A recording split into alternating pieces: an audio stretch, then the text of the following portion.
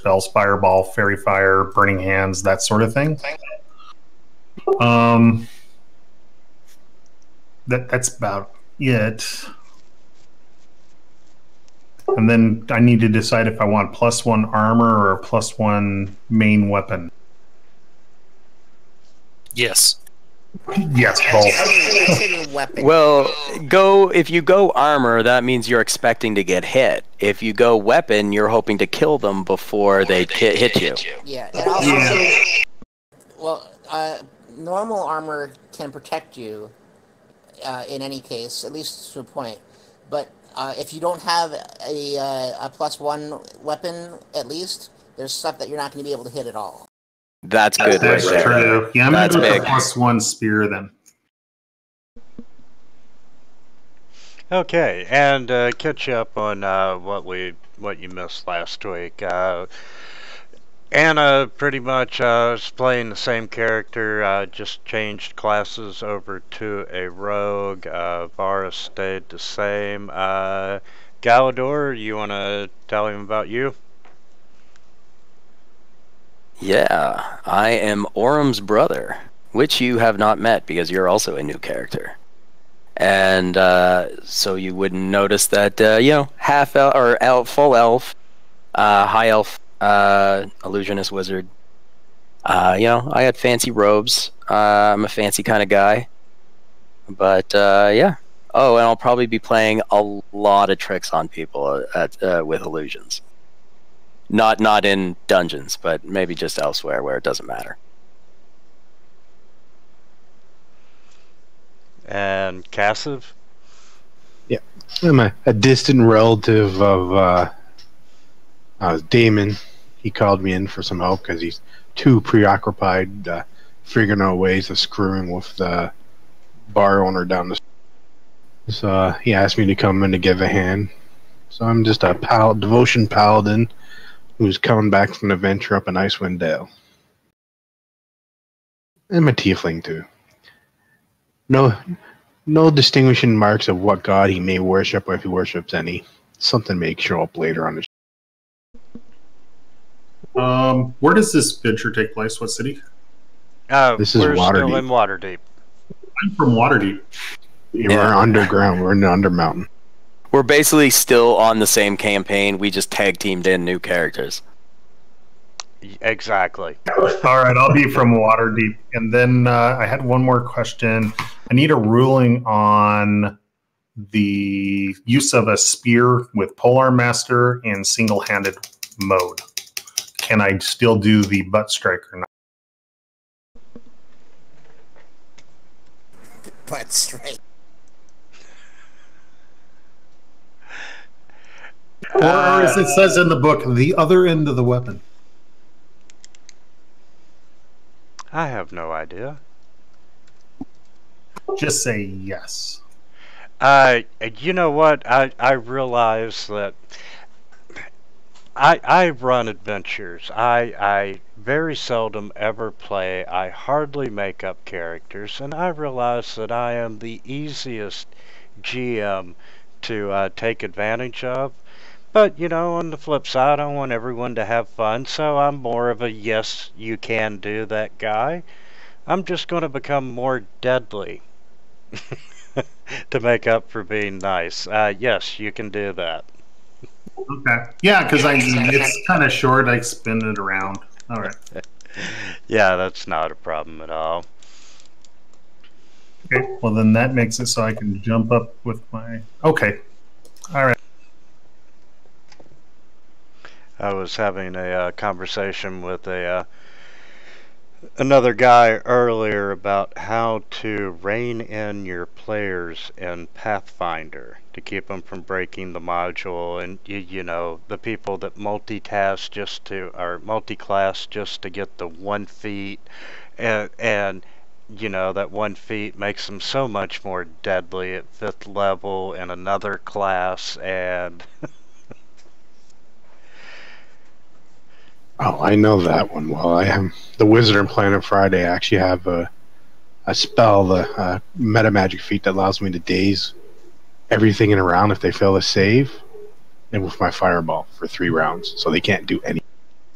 And I know that could break the game, so I only use that like when we're all about to die or we're getting our asses kicked. I'll throw that out as like an oh shit button because I don't want to ruin the game for anybody. No kidding. And I also realize if I do that and someone wins, makes their save, I better start running because the DM's going to try to.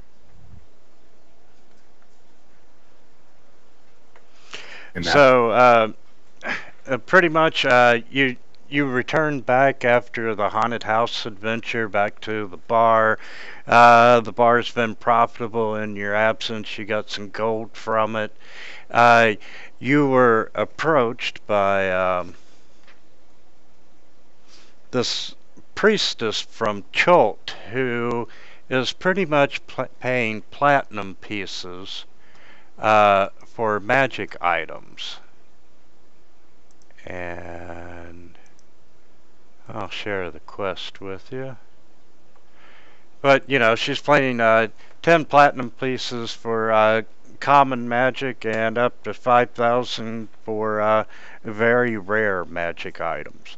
But she pretty much contracted you to go over to the yawning portal and drop down through the hole into Undermountain and bring back what you can.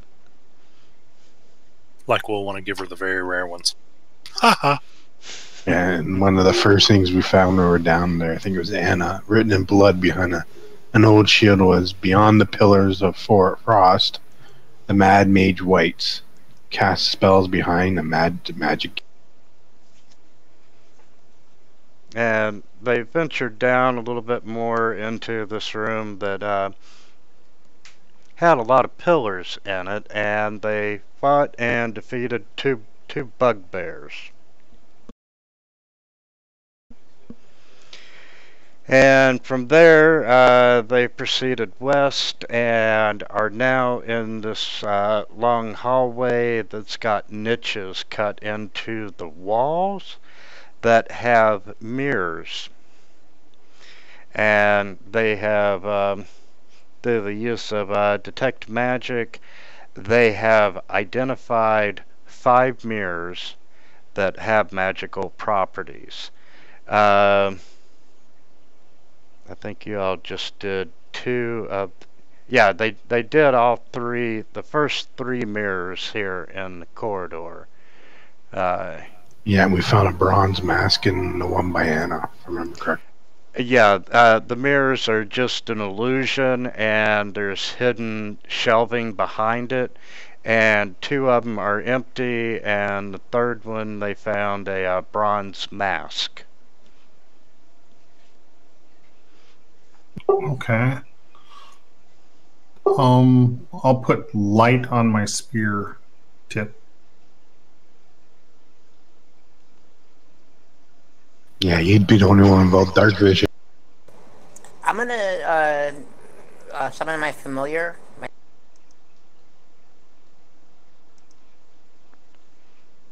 And that was the bat, correct? Yes, that's right.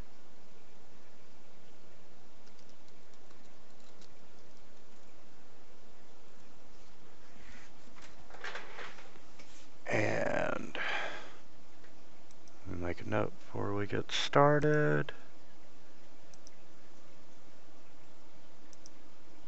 So that's the, if I'm reading this right, that ring is the regular light, and then goes another 20 feet for dim, I think.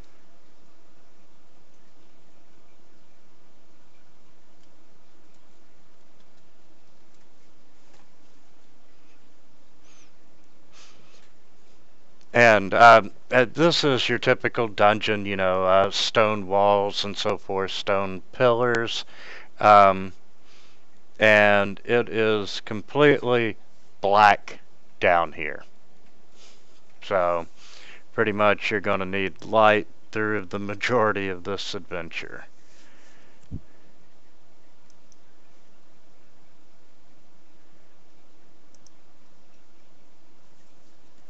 Yep.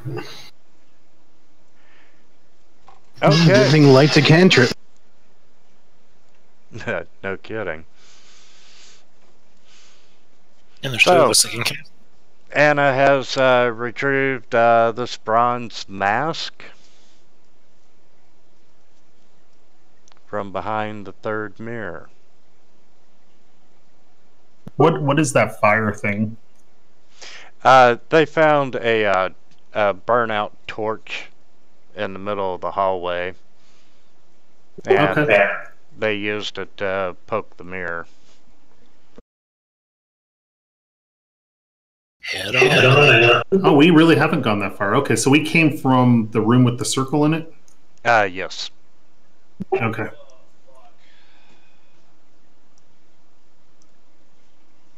Yeah, the first two things were just mirrors that had bookshelves behind them. Third one was another one, but it had an actual the mask in it. We haven't checked the last two at the back of the.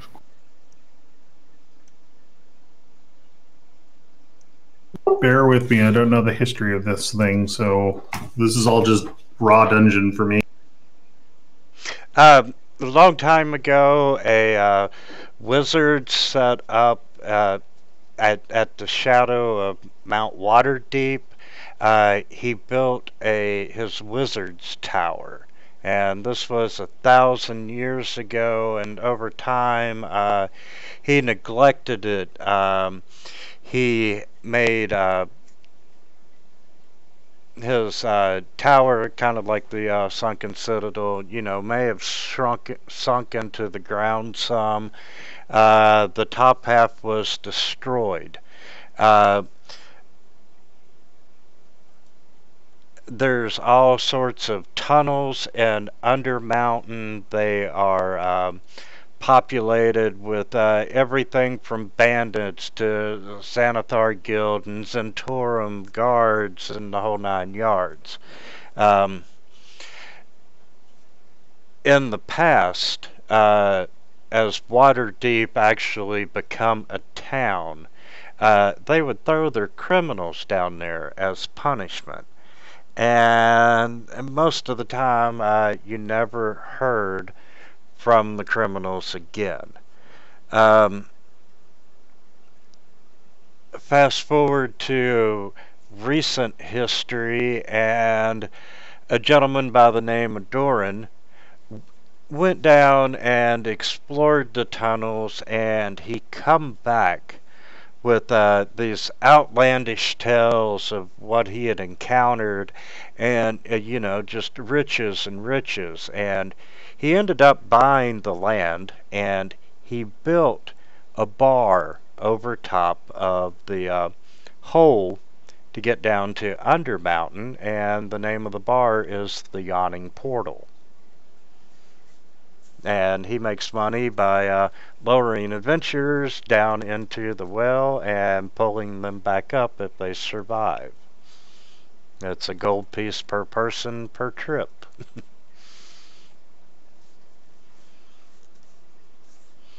And there's a lot of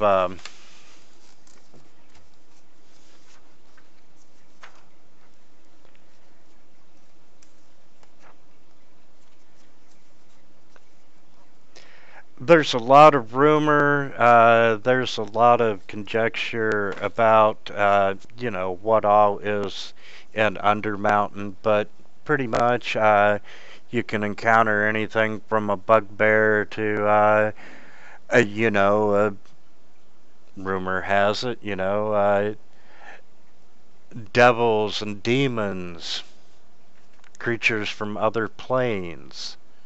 The wizard was quite powerful, and over time did have a lot of apprentices, but he started withdrawing, and then he was never seen outside the tower. So basically we went down the hole in the Yawning Portal. I remember the Yawning Portal. Yep, you went down the hole that the troll came up out of. Got it. So we pretty much went through Hell Sphincter. And we all hooked up with each other and came down together, right? Yes. If you want to be, have some tie-in with Harry Toe and take over his share of the bar, You can, if you want to work I'll your way just in some be other somebody way. that answered the call and joined the group. I won't have a direct tie-in with Harry Toe. That'll work. So yeah, down the hole, down the hall, killed 2 bugbears, and now you're looking at a whole bunch of mirrors.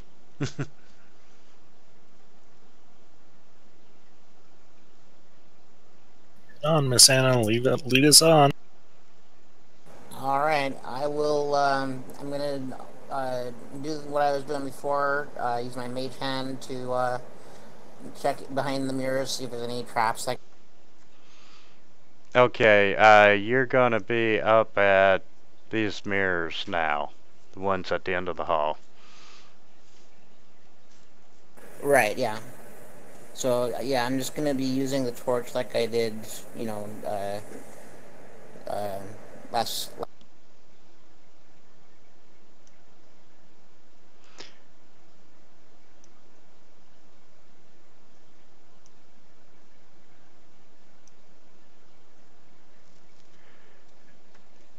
You want to do the north or south first? North, I guess. Okay, you take the torch and you tap the mirror and it's solid.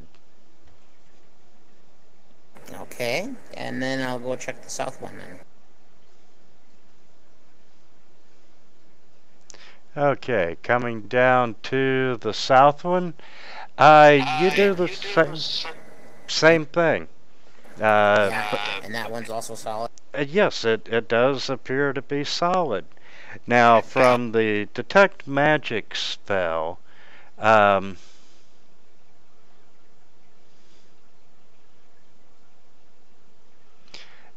these mirrors are radiating an aura of illusion magic, just as the same as the other 3. Okay.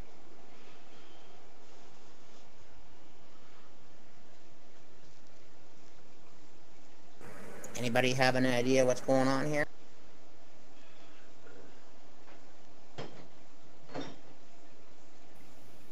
Not me, my friend. Not me.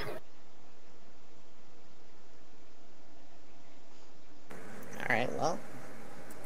Do we walk past the mirrors, or do we try something else? Well, do you detect? Can you use your hand to invest? Look for traps or sign of any?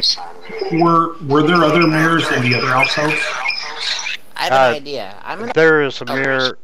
I'm sorry, Anna. There's a mirror in every alcove. However, only 5 of them, the one with X's, showed magic. Okay. I have an idea now. I'm gonna put on the mask that we found, and then I'm gonna step in front of these 2 mirrors.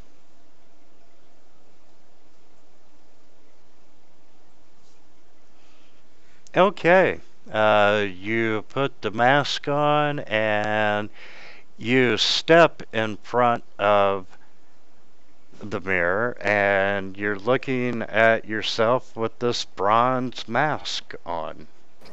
Okay. Probably nothing then. Alright. Alright, I will walk a little bit farther. Do I see anything in either direction in the hall?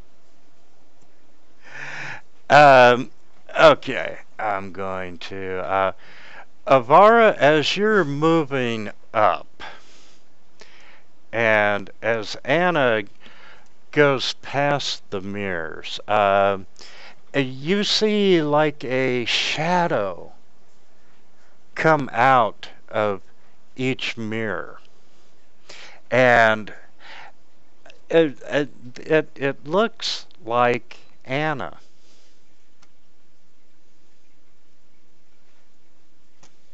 Okay, and I don't see the.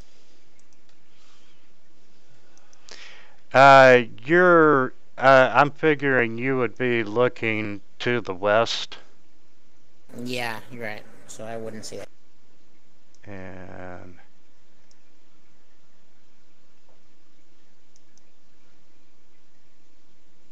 you need to go. But they do look exactly like Anna, but you know, they're, let's see. Give you a little bit better description.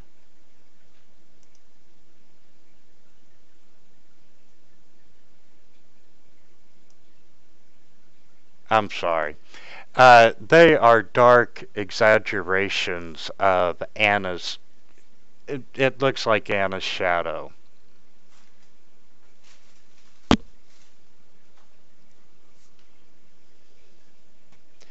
And at this point in time, I need everyone to roll initiative. Oh, I'm starting out wonderful. My first roll was a 20. Well, that balanced by 1.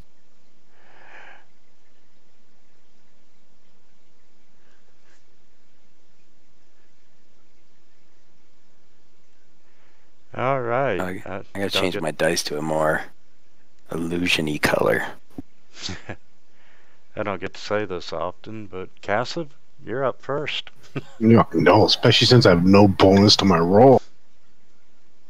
Okay, so I would have seen these things too, right? Yes, you would have.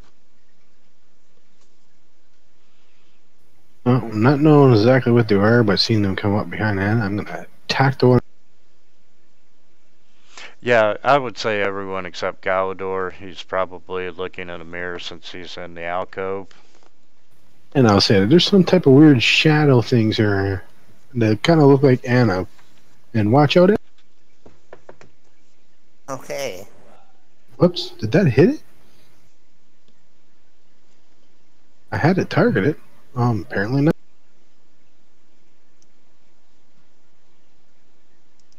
Okay. I can't target for some reason.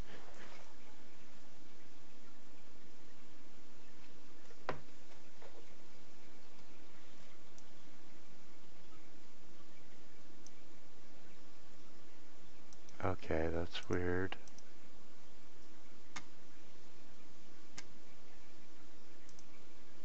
Okay, I can target the one. No, it's not even showing me targeting.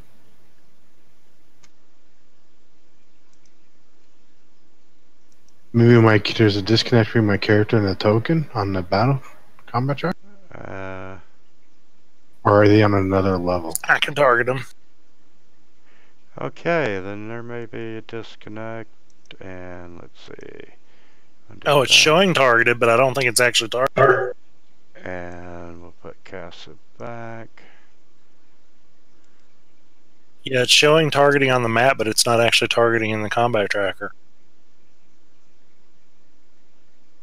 Cassiv was at a 20.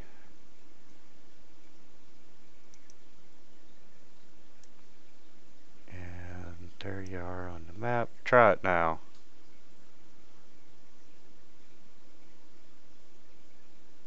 Yeah, it's still Still not working. showing target.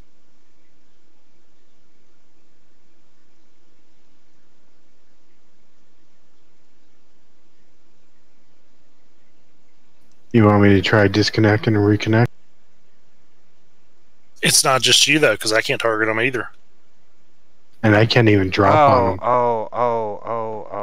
Wait. Are they on a different layer? Wait, it's not you. No, Winner broke the game.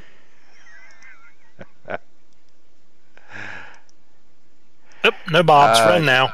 It's where the X's were, and I think you were like trying to target the X. Ah. Yeah, now I got a target. Attack the X. Yeah, that hit. And for the hell of it, since I'm first real attack, I'm going to use Divine Smite. At first level.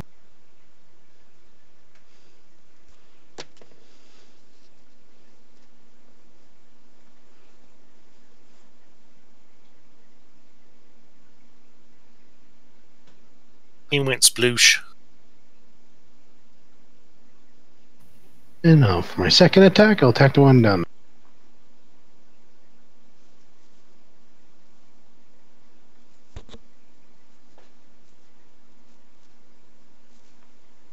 And that ends my turn.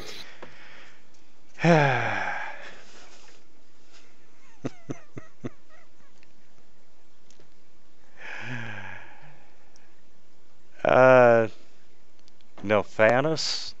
Is that how you pronounce that? Yeah. So I was just looking. I was trying to see what I did in my channel divinity thing here. It's almost dead. Yeah. Don't waste it yet. You only get 2 of them. Yeah. All right. I'm going to move up and attack.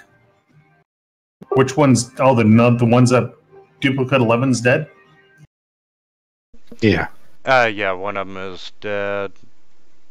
Yeah, 11 is dead. Are we doing the diagonal variant, or is it just move up to your movement? Move up to your movement. Yeah. Okay. I'll move to here, and I'll cast Sacred Flame.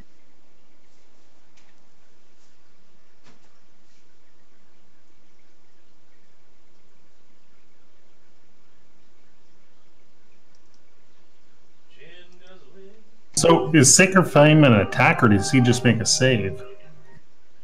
They make a save. Ah, no kidding. But it's an You all hit? or nothing. You damaged him. You didn't. I think I do more damage than that. 'cause You do. You got to change your number of dice. I'll add one more die there. There we go.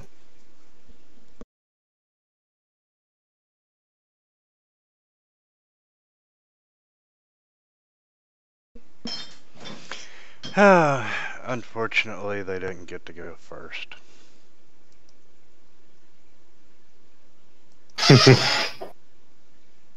Oh, it's the first level. I'm pretty sure we're about to get destroyed when we get further. Yeah. No, man, we're just that good. Well, we're about to find out. Hey, man, Damon's not scared of you. So did they seem to come out of the mirrors? Yes, they did come out of the mirror. Did we see if we can break the mirror? You try it. We put the a torch in it, and it kind of like went in like liquid metal Which ones are style. different, though? These are solid. Yeah, That- these ones are different.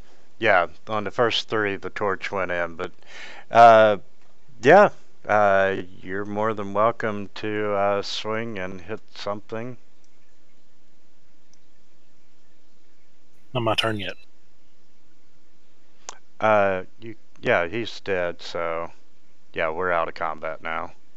Yeah, I would try to break the mirror to see if that's possible.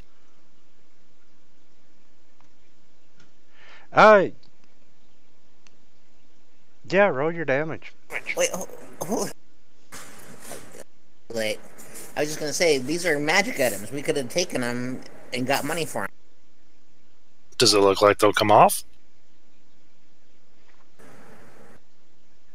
Can you rogue them off the wall? Right. They are a large oval glass mirror in a heavy stone frame. I got a bag of holding. Your opening's not that big. I'm gonna say. And if they can't come off, that's fine. I'm perfectly fine with that. Yeah, I'm gonna say no because they didn't give me a parcel for that. Okay. Then I would break it. That's fine. Yeah. You know, you're able to break the mirror with relative ease. And, you know, it doesn't explode. So, you know, the shadow was probably causing the aura that you saw. Never like Oh, okay. So they're just ordinary mirrors? Are they no longer showing up as magical? You are detecting that the aura is starting to dim. You know, it's growing faint. And that's after one of them was broken? Yes, on that mirror you are seeing it go faint. What about the other mirror? Is that one still, does that one still have a magic aura?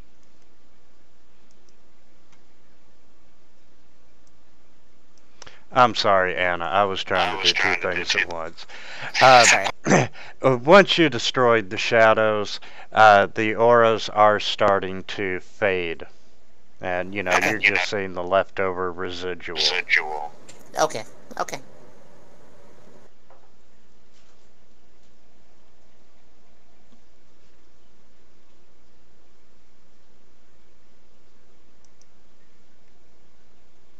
So, you want to destroy the other mirror?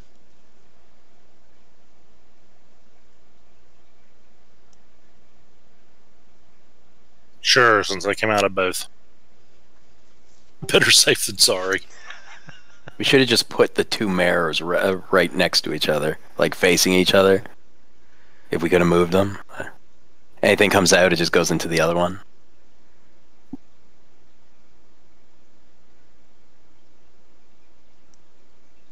Okay, you managed to destroy the second mirror. And it went down just as easy as the first. Could be many traps down here.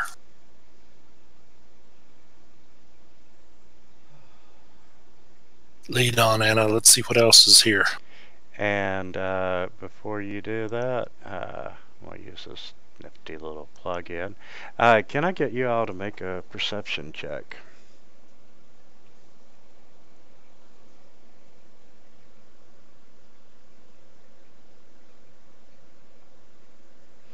Okay, Avara and Nilphanis, you hear something approaching you rapidly from behind.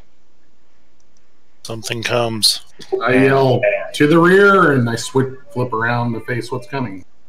As you look around, you can see two of these creatures Oh, God. Oh, shit. coming down the hallway. And since you were kind enough to yell out, I won't let anyone be surprised. But they are really close to you when you do notice them and turn around. And we still in the same initiative order, or You know, I'm gonna let you re-roll initiatives. Oh, my God. I rolled a 1 again. Oh, I got a 2.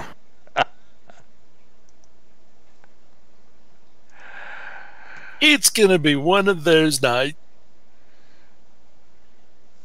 Absolutely. And Anna, you are up, darling. Alright, let's see. Doesn't look like I have a clear shot to, Shoot him anyway. if I use my crossbow, am I gonna risk hitting somebody?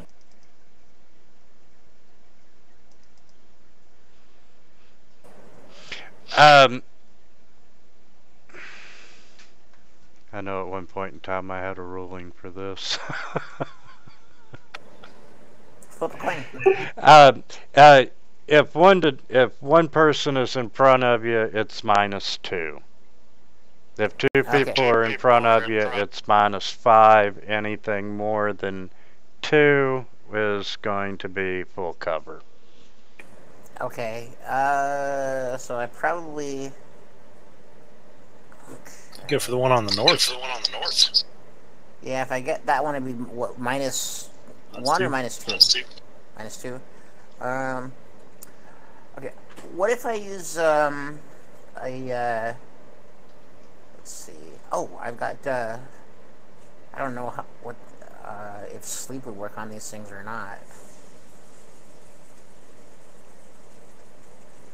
Or I could use color spray, but that's probably. Let's see, what's the range of that? No, color spray is no good.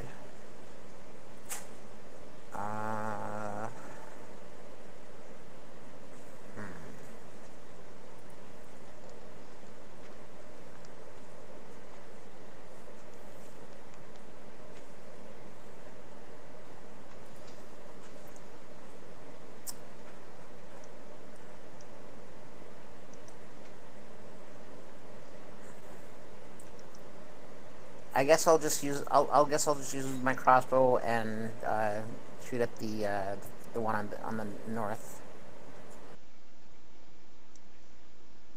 Hit it! Hit it!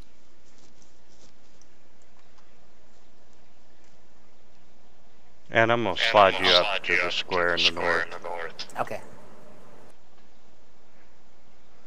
Oh, and you got a hit.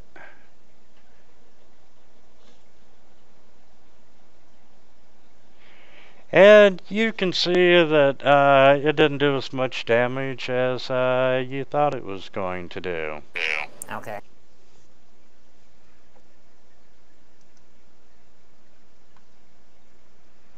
Is there anything else you want to make a move? Well, okay. Is there anything I can do besides make a move? Like, can I do something like one of my spells or something like that? Get it ready for next turn or something. I've got my spells right now. I got Chill Touch, Mage Hand, True Strike. You can only do anything now if it's a bonus action. Right. Okay. So bonus action. Okay. So I don't think any of these are bonus actions. All right. I guess I'll just stay where I am. Okay. And number 4.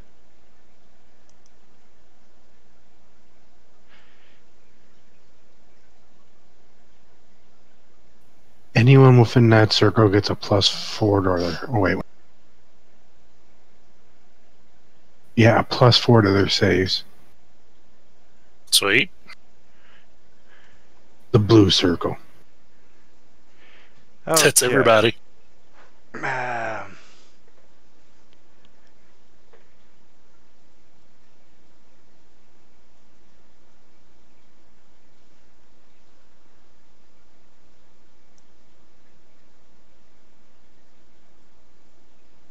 Okay, let me hear you read this again. Target. I know these things are small, but they scare the hell out of me.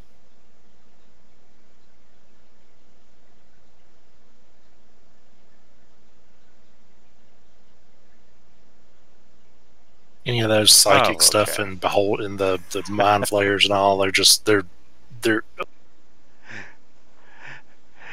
Okay. Galador, you're feeling something attack your mind. And let's see, if I do a -4 here, that would equal a +4 on your end, maybe? And I think I also get like +4 from the Paladin aura too. well, yeah, before the bonus you made the save. Yeah, I would hope so. So, My brains. Absolutely. So Yeah, but all it takes is that bad one, and you're screwed. no kidding. Yeah, man, there goes my spells. So it's going to move up and it's going to swing a claw at you, which does miss. And just not to pick on the same person, Nophanis,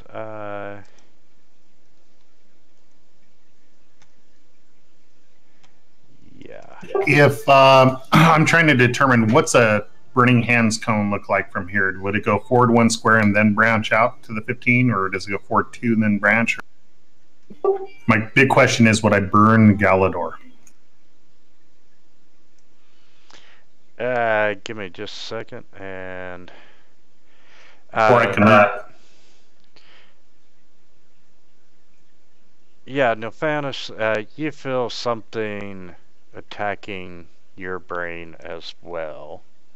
And yeah, before any bonuses, you made your saving throw. So he is going to attack Galador with the claw, and that misses.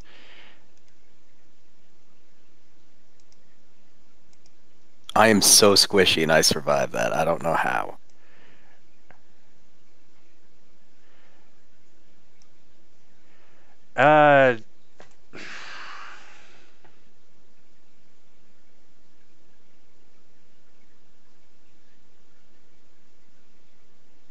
Is that how it would work? Well, it would come off from your center view, so that should be how it works, I think. Yeah. Yeah. So would it get both of them? I would say it would get both of them without getting hit. And burn the eyebrows off of Galador? Yeah. I'm going to do it. He'd get a sunburn. All right. So they get a dex save for, I think it says for save for half. Yep. Okay, here we go. Well, they both succeeded.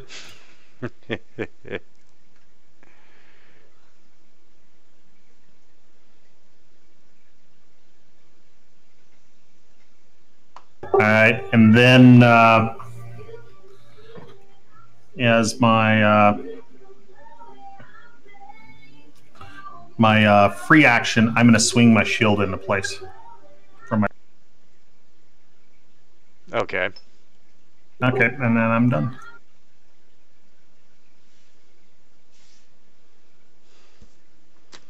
If I survive this round, you're all toast next time. Okay. I'll move up to there.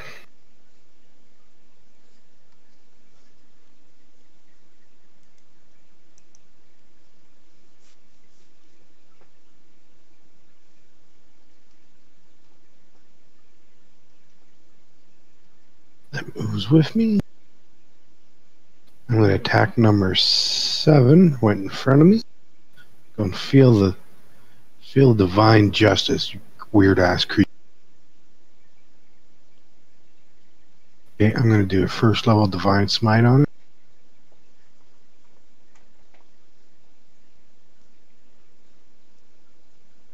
As these things creep me the hell out.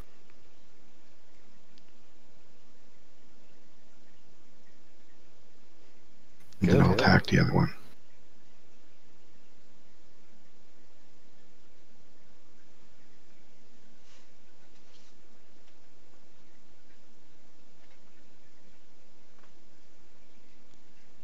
All right.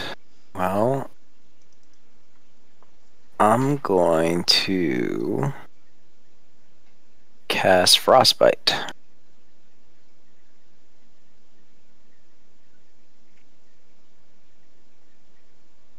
All right.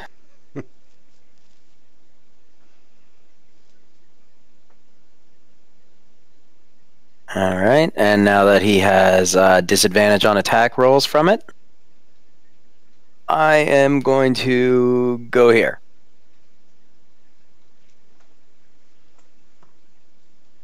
Run away, run away. So he can try to op me. Do-do-do-do.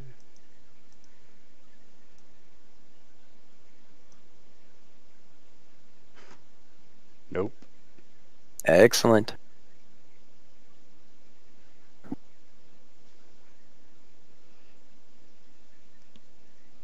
I'm going to try to toll the dead. We'll see.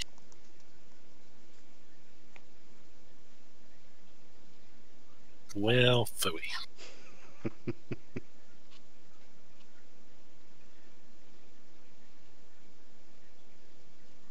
I'm also going to move 10 foot back.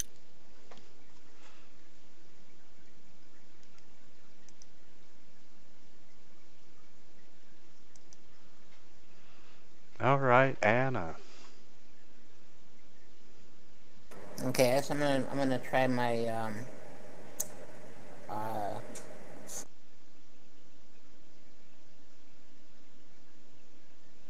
chill touch. But first, I'm gonna step back. Well, actually, no. I'll attack it first and then step back. Okay.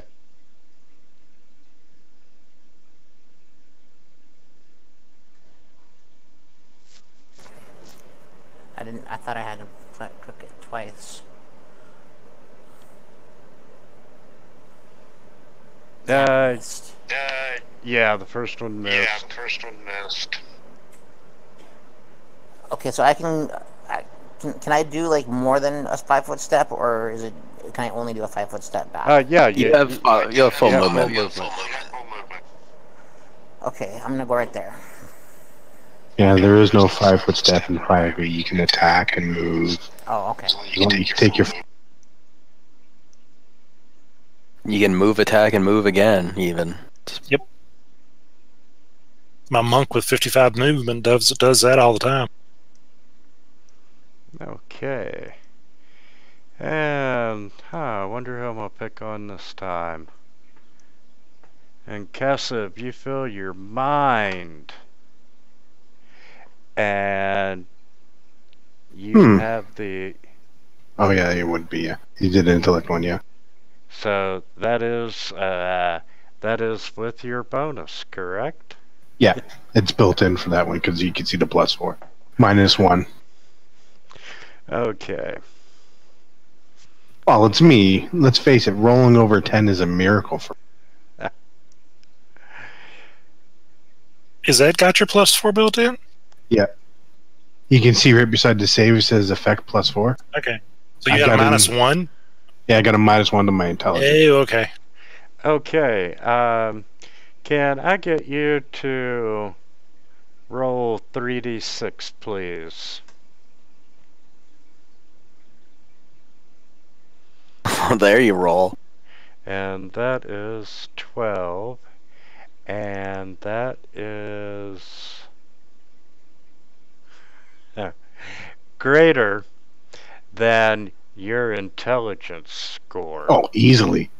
So, your damage has been reduced to 0. You feel this, this jolt in your head. But you are stunned for 1 round. Ooh. It had a stunning personality. I thought his intellect was reduced to 0.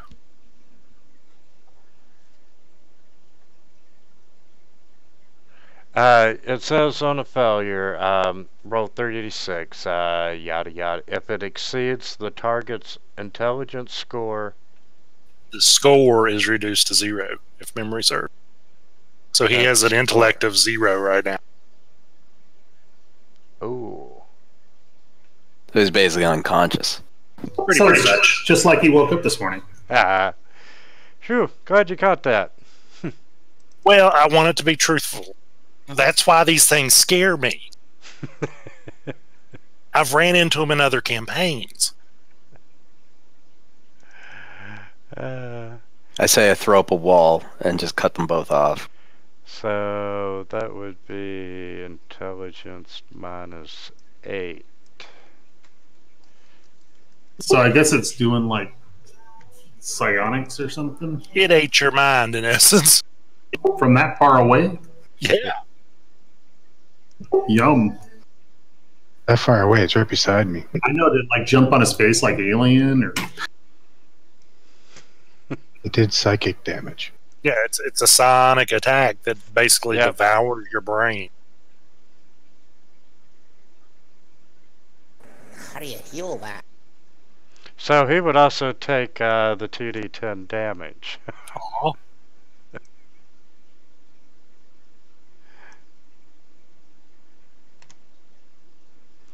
Okay, Nophanis.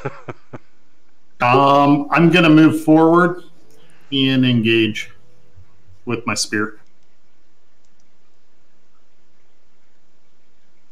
I'm gonna take the first attack with the spear on him, single-handed.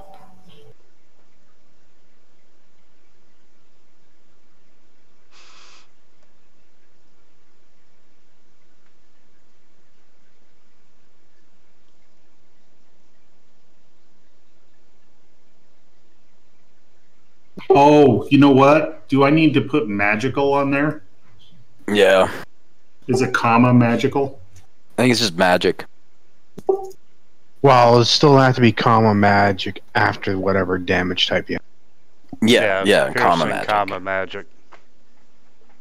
I just added it in, so is it still resistant if it's magic? It resists. You have to be magic to bypass the resistance, so I'll add 3 more points,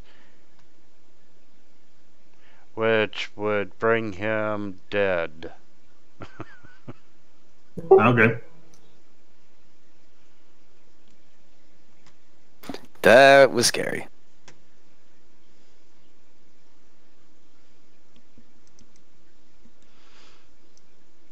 And you're not seeing or hearing any more threats in your little circle of light there. And Anna, you're able to see down the hallway a good enough distance to see that it does round the corner and opens up into a little bit larger room. You can see south a little bit further where there does appear to where it appears to continue on to the south, but you can also see a hallway to the east.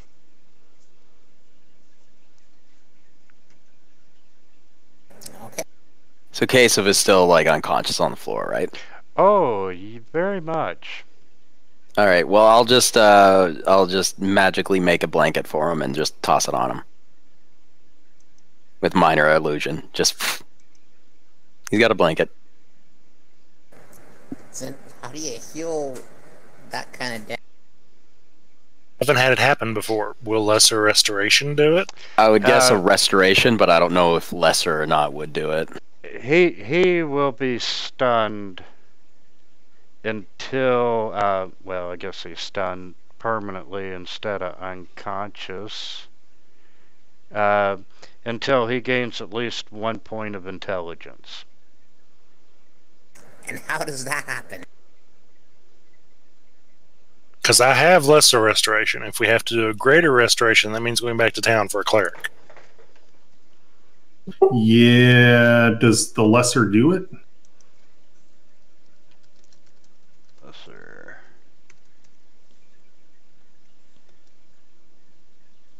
Can he end either one disease or one condition afflicting it? Condition can be blinded, deafened, paralyzed, or poisoned, which it's none of those. What about lay on hands? That's the paladin, right? Because I know you can spend 5 points and do something. I just can't remember what it is you can do. But I'm unconscious. How am I going to do that? Oh, you're the paladin. Never mind. Paladin down! Paladin down! Okay. That's a disease or a poison. Specifically, this forum post is, and I'll put the link in there.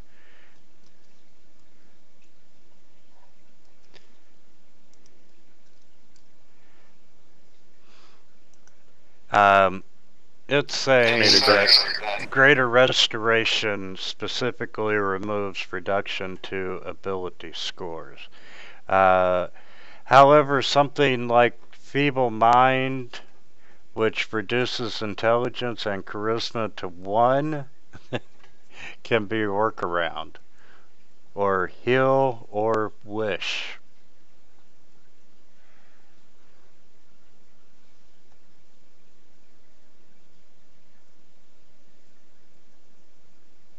So I guess we're dragging him back to town, getting him greater restored. I guess. Probably not super smart to just kind of continue on this early in the in the dungeon without the paladin. Like I said, those things are evil. When I saw what they were on the map, I just went, ooh!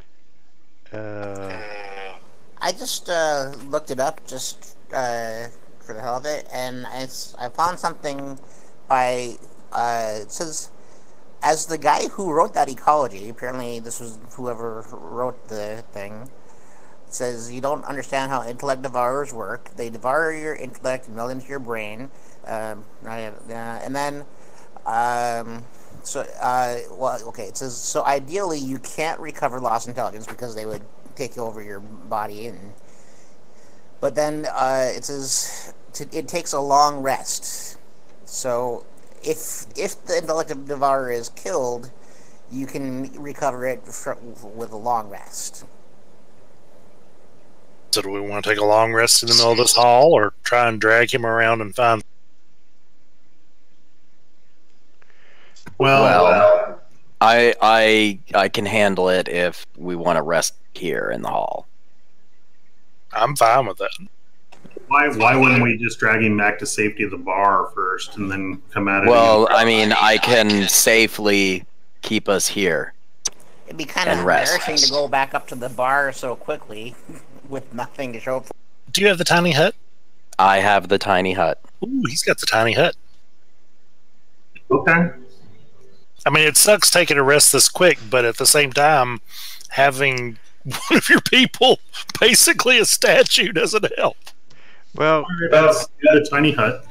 I know the article that I linked talks about Xanathar has relaxation, and but it takes a week. A week of rest to come back? Yeah, relaxation requires 1 week, and well, then I say let's just go. So do we want to retcon a trip up top to finding a cleric and coming back to this? Or not retcon? Or like, I mean, you can go like buy like one of the scrolls or something, right? Like whatever that is, and then you can just cast it on him, kind of deal. I would think, you know. You know what? Let's try something. Let's re-roll that 3d6 using inspiration, and you would like to roll lower than your 12 or your 8 intelligence. You realize what my luck is, right? There's 3-6. Can I give him my inspiration? It's even higher.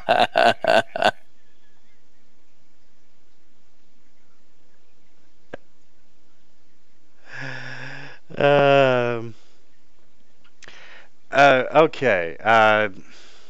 Yeah, you're gonna need greater restoration, because he's not gonna be any use to you with just an int of 1. All right, so we can pool our cash together, sell the fancy mask, and get him all fixed. Greater Restore spell shouldn't be that expensive in City. You know what? I'm an acolyte. I might be able to pull a favor at the Temple of Thunder. They can normally get it for free. So I might be able to pull a favor with the local temple here. So we can take them over to your. Yeah, and truly, you should have enough petty cash at the bar to afford 1 or 2 restorations. Remember to grab another 10 coins to pay the barkeep to go down and come back up. Gosh, I don't even have money. How much money? Just take Harry's. Yeah, take Harry's. Well, no, I'm just going to give myself like maybe a 75 gold to start with.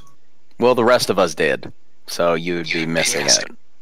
Well, the rest of us did because we had connection to the previous character. He doesn't. Well, we just, when we created our new characters, we had the same amount of money that the old ones had. Yeah, it's okay. I just want 75 gold. I'm looking to separate this guy from Harry. Sure. Well, I mean, you can just transfer the gold that Harry had as your starting gold for your new character. You don't have to have the character tie-in. Just don't put yourself behind the ability. So I can go buy scrolls and go crazy? Yeah, I filled up my spell book as much as I could, of course, and I grabbed a magic item. Yeah.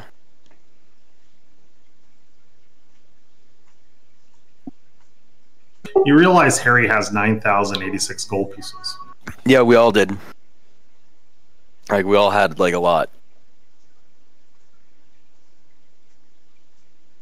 So, DM, can I spend some of that money on some better armor? Yes, you can.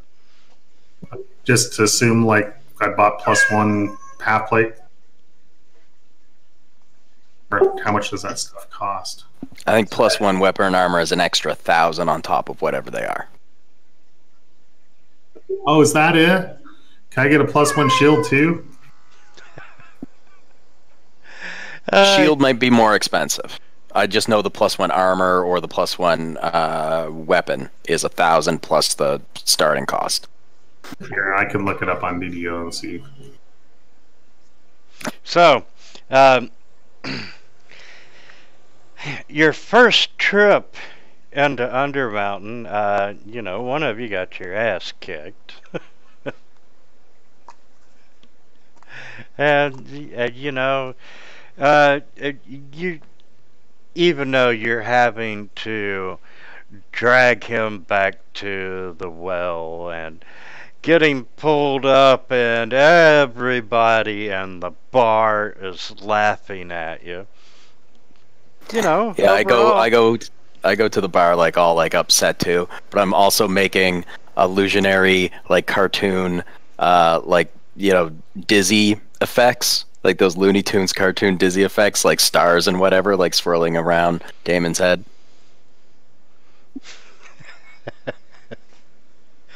But overall, how do you feel about your first excursion in the Underdark, Undermountain? I mean, you know, it could have been a lucky shot.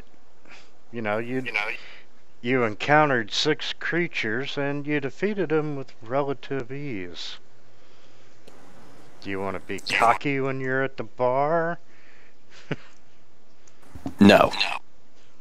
I don't think so. But, you know, as I said, everyone's laughing. And you end up making your way out, and you get Damon some help, and you're able to do your shopping now and so forth. Yeah, there's no prices in here. I don't know what to do. We have something for that. Yeah, there's a link in the Discord for the realistic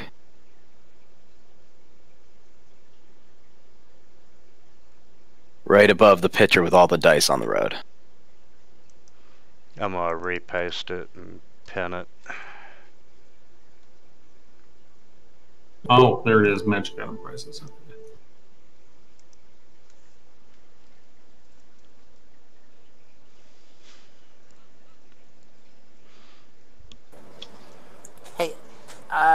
Since I'm an arcane arcane trickster, does that mean I can use wands and stuff? Yeah, should be able Everyone to. can use one. Yeah. Oh, everybody can use wands? Pretty much now, yeah. Okay. Alright. Welcome to 5e. Yeah, that's a Yeah, change that I sorry. wasn't a big fan of, but whatever. I don't know, I actually like that. It just says like +1 armor, 1,500 gold. So that's like on top of the regular price. Yeah. Yeah. Okay, then I'll get a armor and a shield. That'll work. I'm spending all of Harry's money. Well, it's your money. You earned it. Just a different route. Yeah, I had almost nothing to buy for Orem. I got a magic weapons and armor, and then I was like, oh, well, everything else here is going to be like, you know, very rare to legendary sort of artifacts, and I only have 5,000 gold. Would there be a chance there was a necklace of prayer beads somewhere in town that I could buy for a reasonable amount of money?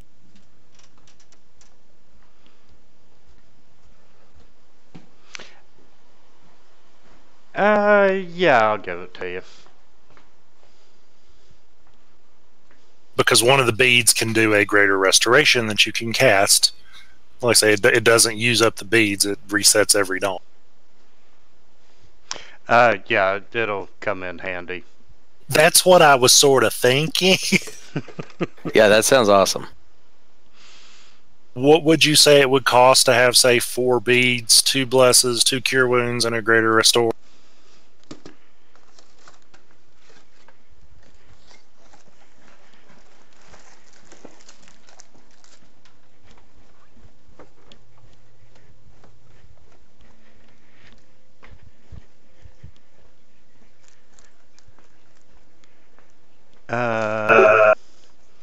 To be fair, I paid for my shield, my spear too. There is individual costs on that sane items list on the second section. Like it says, prayer bead of smiting is 1,500. Prayer bead bless is 2,000. Yeah, I thought there was.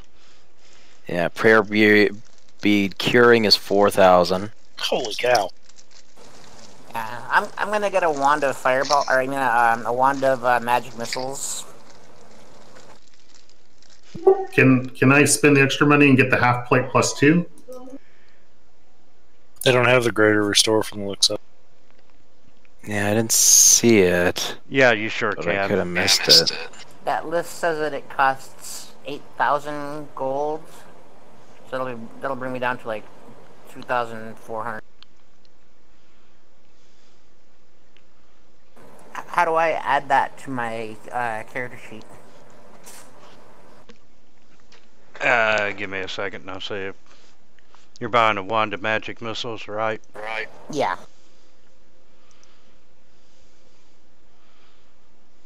All right, I spent all my money. I got the spear +1, half plate +2, and a shield +1.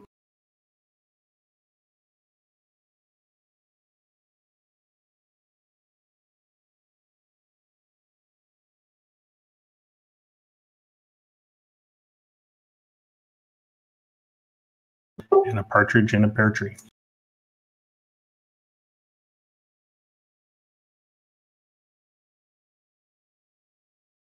So, do wands recharge in this version, or Yes. can you get them recharged? Oh, they do. Automatically every dawn, and it tells you in the actual description. Oh, okay, cool. Yeah, like magic missile, I think is 1d6 plus 1 charges. Okay, so as long as I don't use too many, it'll recharge. What if I use them all? If you use them all, you have to roll a d20, and if you roll a 20, I think, then it disintegrates. Okay. But there's at least a chance that it'll recharge even if I use them all? Yeah, you just don't have to roll 20. Okay. Basically, if it has the full 7 charges, only use 6 charges, and then just don't use it till it recharges the next. Right, okay.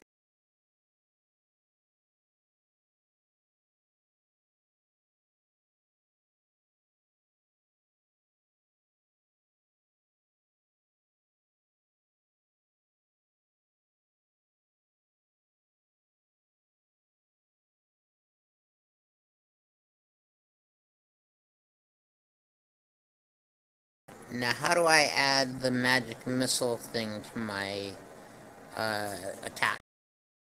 Just have to grab the spell.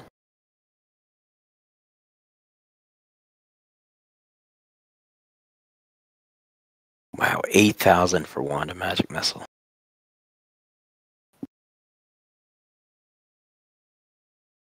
Well, you guys said earlier that it was a good thing to have, so I'm trusting you guys. Yeah, it would give you something pretty decent that you can rely on.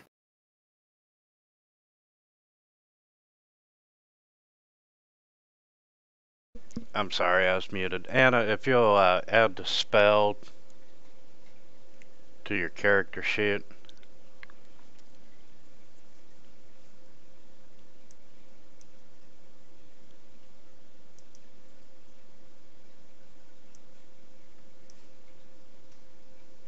Did that work? Did I do that correctly?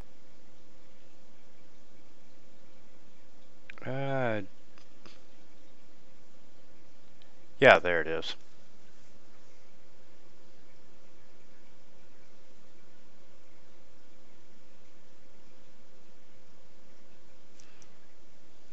And then you just don't count that. Anytime you use that, you just don't count it as your spell slots.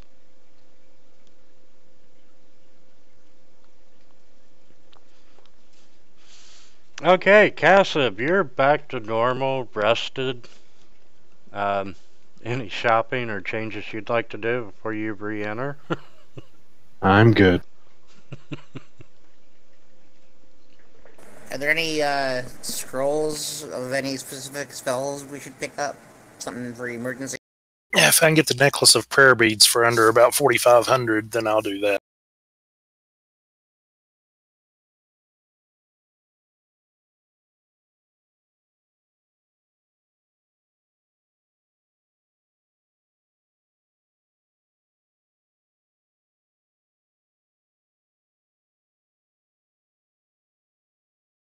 All right, so back down the hole. Yep. Da-na-na-na-na-na.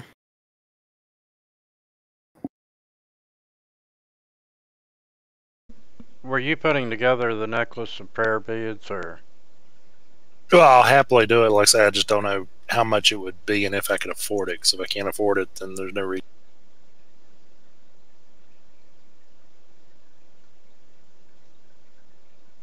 And you wanted to do what with it? At least one greater restore bead, and then maybe bless cure wound. Like, bless says 2,000 on here. And then there's a curing, like prayer bead curing. So I don't know if that's only like cure wound spells. And that's 4,000. And then after that, it's really expensive. Oh yeah, the top two are the summons and the windwalking. I'm definitely not interested in that unless one just happens to show up in the in the.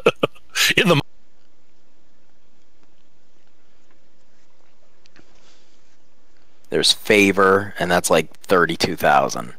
I figure we just need something with a restore on it because this could happen again.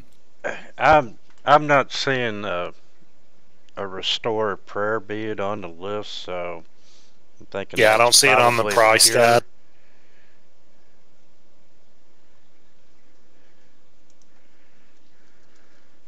But it is part of one of the spells that is possible with the necklace. It's a level 5 spell, is it? Yep. Well, a scroll, if you wanted to go the scroll route, is 640. Yeah,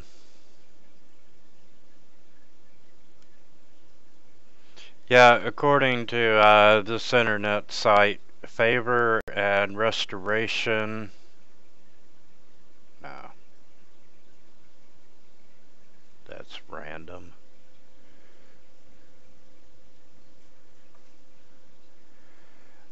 Okay, curing does cover cure wounds, second level, or lesser restoration. And that was $4,000. And for now, I'll just pick up a couple scrolls of greater restoration then, because the greater restore is probably going to be even more. Yeah, probably be the next tier up at least. If they're 640 each, I'll just grab a couple of those just to be on the safe side. Yeah, the scroll is 640.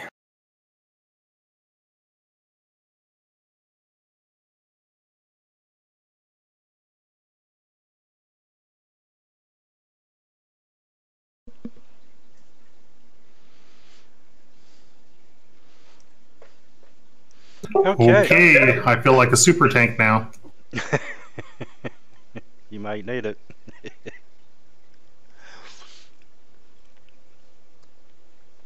Okay, the big question is, do you want to go the same way or do you want to go a different way? And Might as well as you finish are off this being way, right? dropped into the hole, We pay another 10 gold too. yeah, everyone is laughing at you.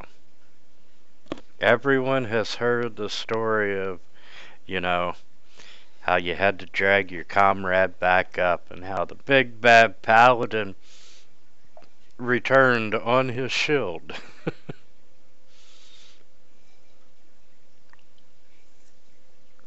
I mean, we hadn't gotten that far, so it made sense. Yep. All right. Might as well go the same way and just kind of flesh it out that way. It's as good as any other way.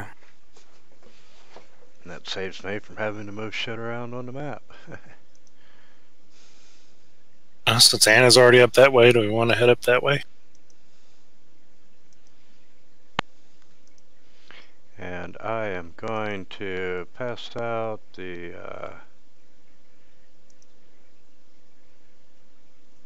have some experience. Yeah, that's why those intellect devours just scare the heck out of me, because if you don't have a party that has greater restore, you can get hoed. And I'm gonna unlock tokens.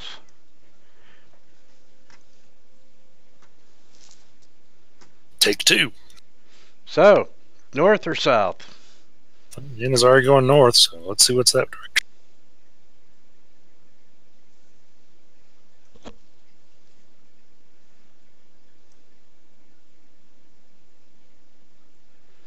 Okay, Anna, as you walk around the corner once again, you can see that the corridor goes down and past the range of your dark vision. What the hell did I just do?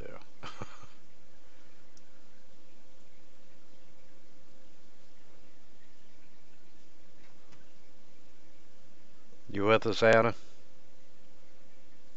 Yeah, hold on a second, sorry.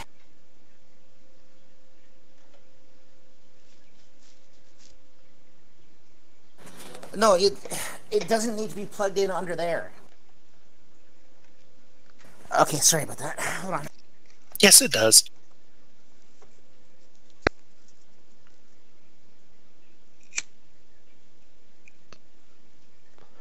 Plug it in everywhere. Alright, sorry about that. You're good. Okay, so what's going on now? We're going north. Continuing on. And I'm gonna send my bat ahead too to scout out a little bit. That's right. I need to bring your bat.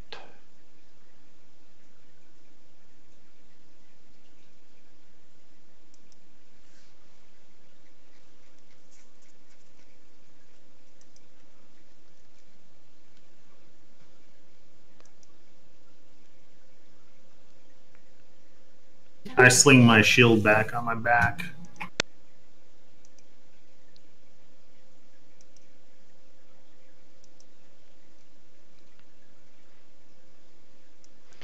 Okay, we have a bat and a combat tracker.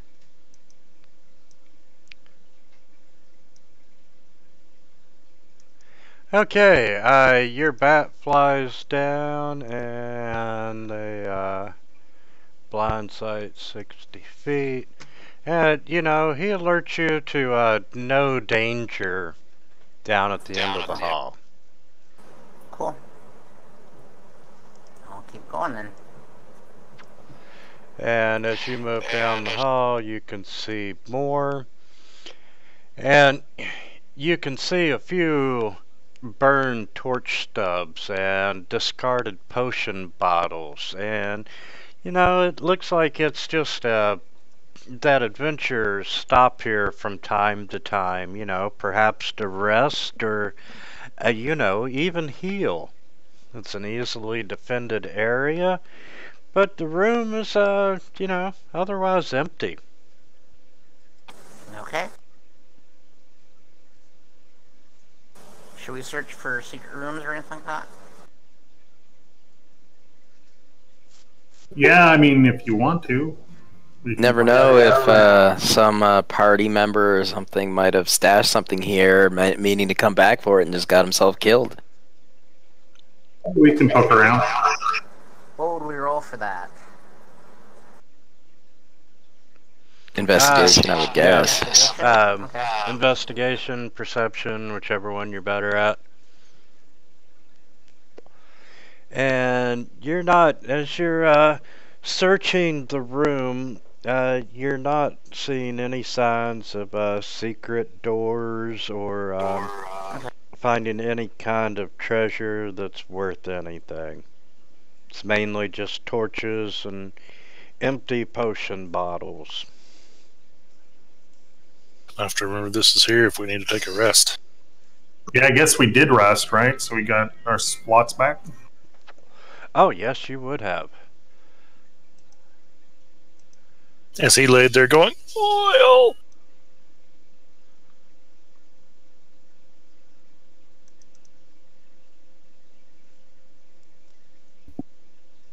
Shall we look the other direction? Yeah, let's go.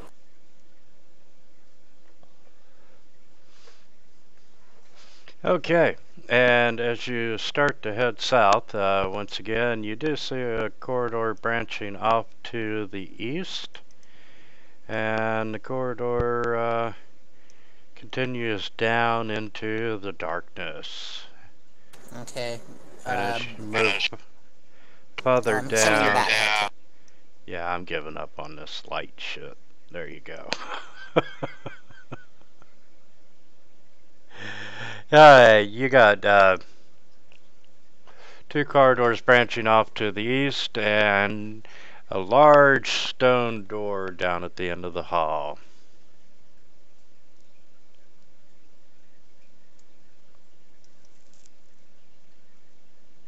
Okay, I'm gonna send my bat to check out the first place where it turns.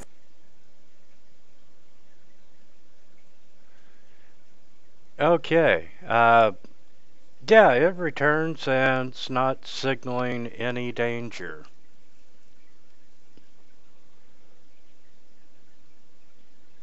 Alright, cool.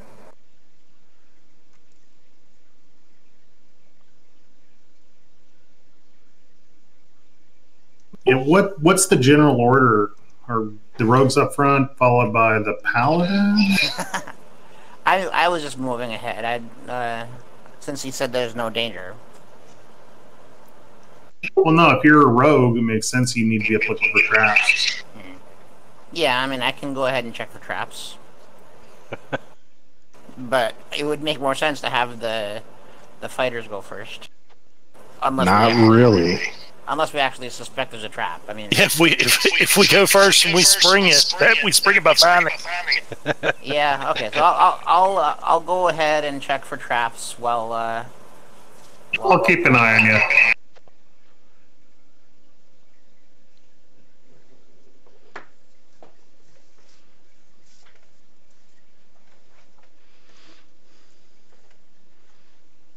And Anna, you will not have to roll your investigation. I'll let you know when you should roll to see if you find one. Okay, that's cool. And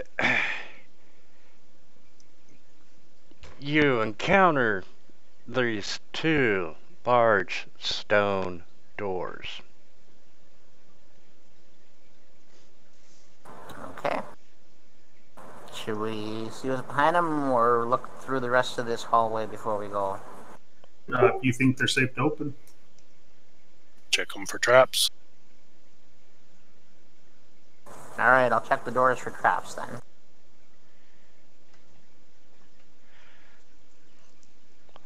Okay, the door to your south, I'm actually going to need you to roll an investigation.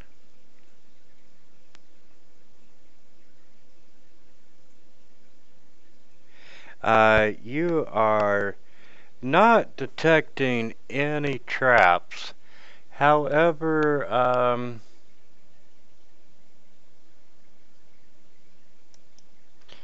you are hearing some noise coming from the other side. You can determine that there are multiple creatures. Alright. Do they sound brain devouring?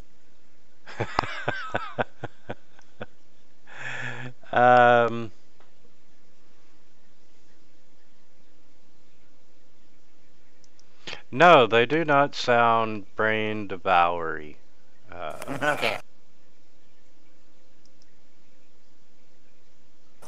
Who wants to go in? Does the door open inward or outward? Oh, there's the lag. The door opens inward. Okay. I'll check the other one while I'm here too.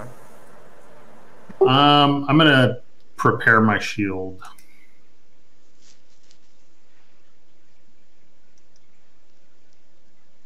I mean, if we're gonna go in, then I might as well be ready,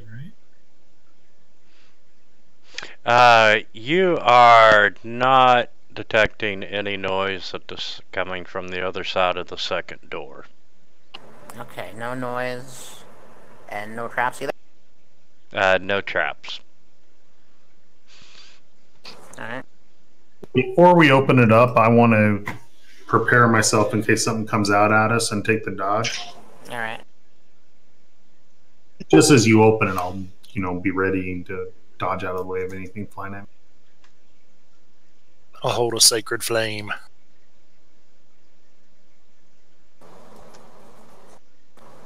So we're opening the one to the south first then?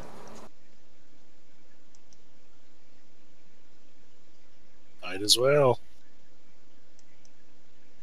Okay. Who wants to open it? Wasn't there a...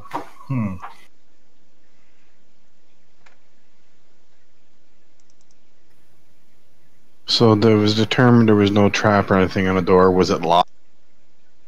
No. They I were not opened the locked, door. not trapped. Actually, before you open the door, or like right before, I'm going to cast True Strike. That's a spell, isn't it? That actually It's a attacks. cantrip. It's a cantrip. It lets me, it gives me some kind of advantage on my next attack roll if it happens within, 1 round. yeah, so, just a precaution. Anyone know what he's saying? No. You're able to hear the words in foreign language. Okay. Oh, it's a foreign language? It's in a different language that's what we other hear than in the room? common. Yeah, coming from the room to the south. So,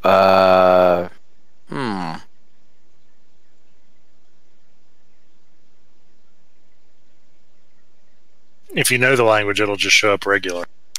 Well, it's not prepared, so I'd have to cast it ritually, but I can comprehend language. Well, what language is it? Don't know. I can't see it. He's typing it in the chat, and I can't see it, so I don't have it. Yeah, Nilphanis speaks Goblin. Nelvanis? You know what he's saying? Oh, let me listen again. It should be in. You should be able to see it in the chat. Yeah, it's is that supposed to be one word, DM? It's gibberish. You're not quite sure, but I think of it as like a football chant. Yeah, they're speaking nonsensical words on the other side. They're kind of chanting. Well, let's kill him.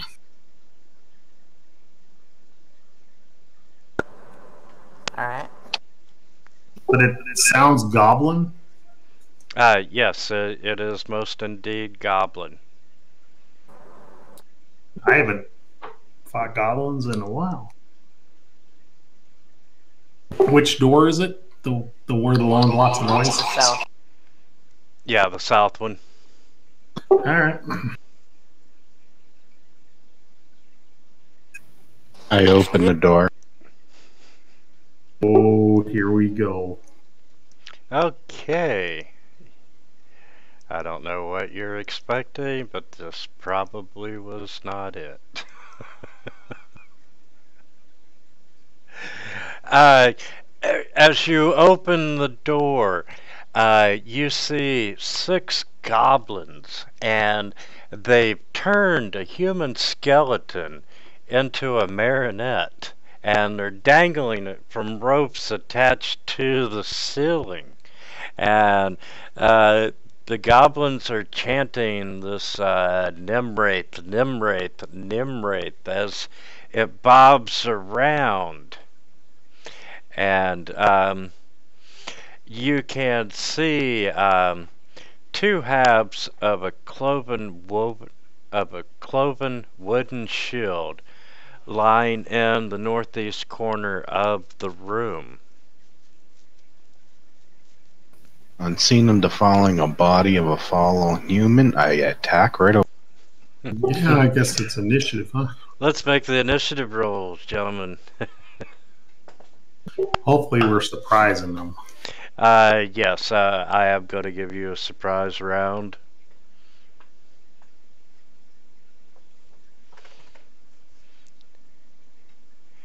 And Galador, it looks like you're up first, brother.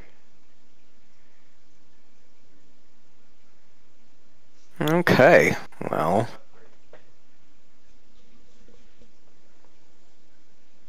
Just goblins. Alright, well then. It's never just goblins. Well, it seems to be right now, so I don't really know if I want to blow a spell slot. So, I think in that case, I'm just gonna fire a ray of frost at him. Alright.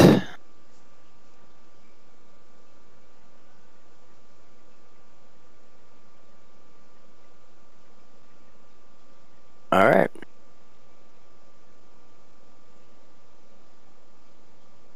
Okay. So I guess that's pretty much it for me. I guess I'll move a little bit over here. Okay, and I'm going to lock tokens, and those 2. Anna, you're up. Alright. I will attack with my crossbow. And how do I do the what is it, true strike thing? How do I just give myself advantage for that, or what?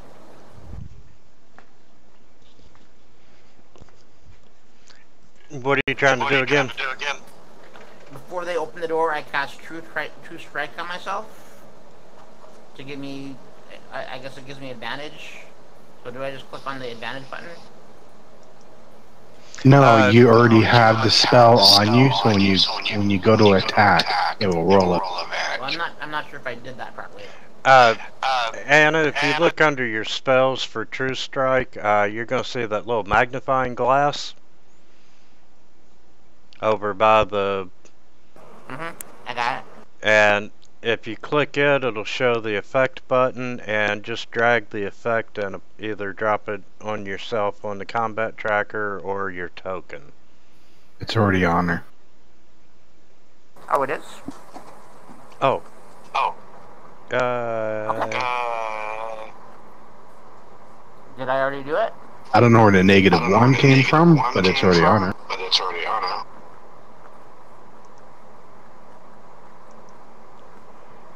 So, let's see, that is concentration. We'll take the -1 off. And you're good to roll. Okay. Oh, crap. Oh, I see. Okay. Yeah, it went ahead and rolled twice for you. Yeah, I can never tell when I'm supposed to roll, click twice or just click once.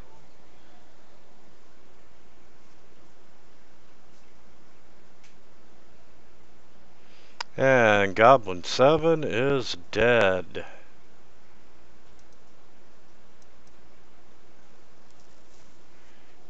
Would you like to make a move or stay where you're at? No, I'll stay where I am.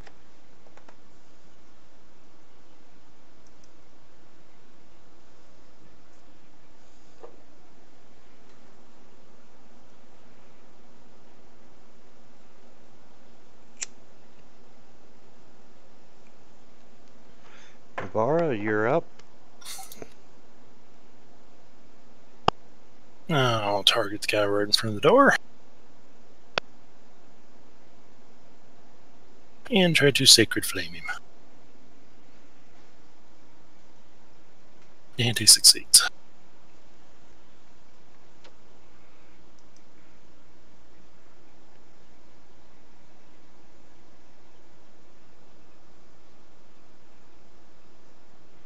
I do wish clerics had more roll to attack cantrips.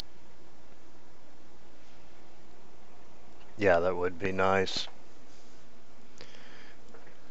No Fanus. Okay.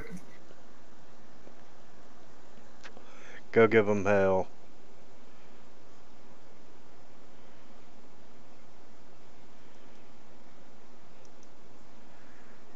And when I arrive there, I'm going to do the cantrip Word of Radiance.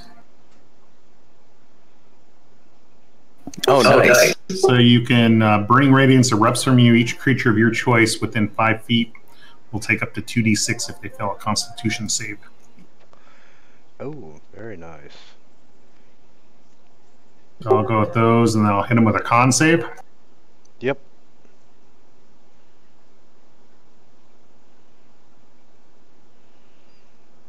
I think it's save and you don't take anything, right? Yeah. So then which one failed? Number 9 failed. Okay.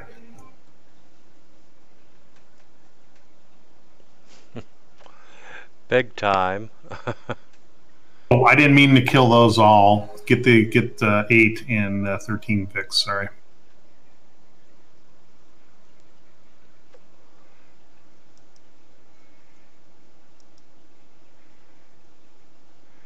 And number 9 is dead. 15's dead already? 13. I'm sorry.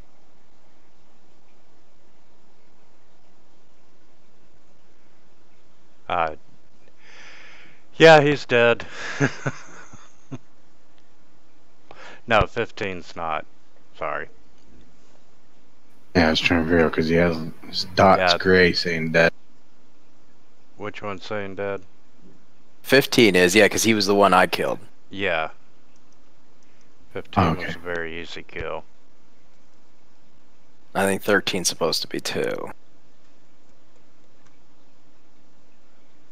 He's listed as unconscious in the tracker.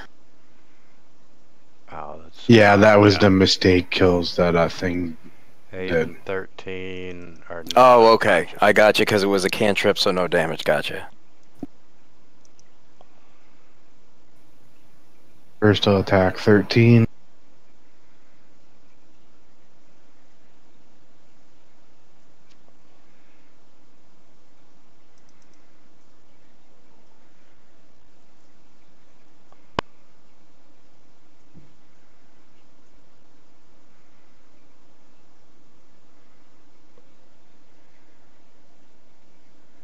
And you hit Goblin 12.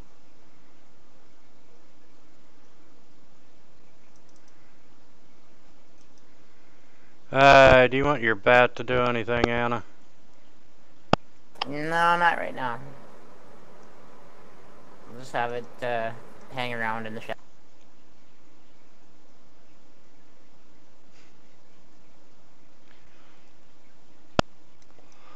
Okay, Anna, even though you would be aware that the door that you're standing beside is opening inwards, and you can see this bugbear using his hands to open this door.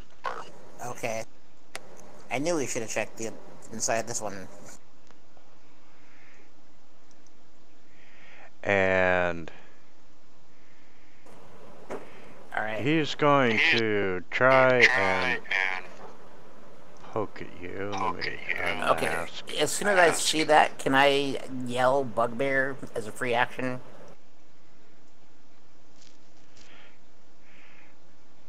Just so everybody knows.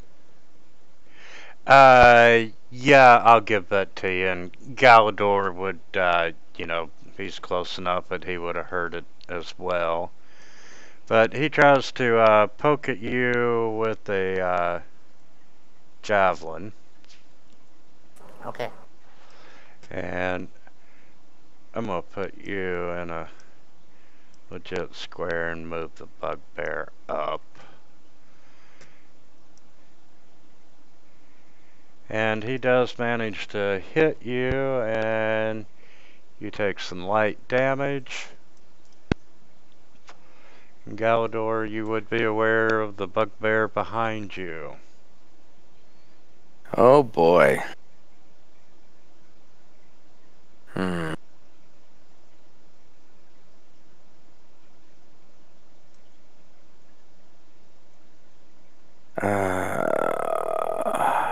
Constitution. Jeez, lots of Constitution stuff.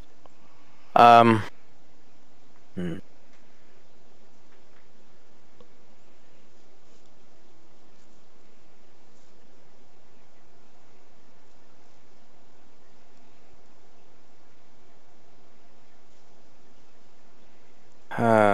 Well,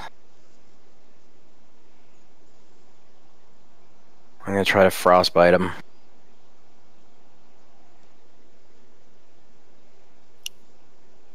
Okay, it worked.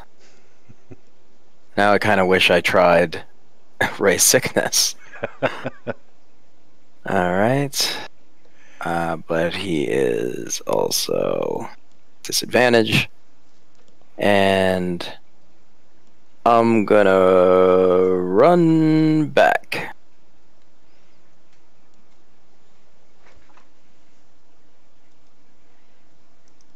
And just as a reminder, any healing that takes place out of combat is max. Oh, really? Okay.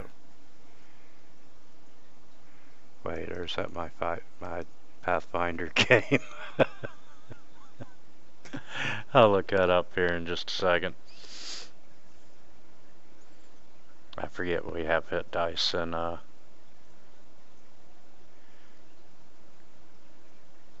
Yeah, we can do rest and short Yeah. rest and use hit.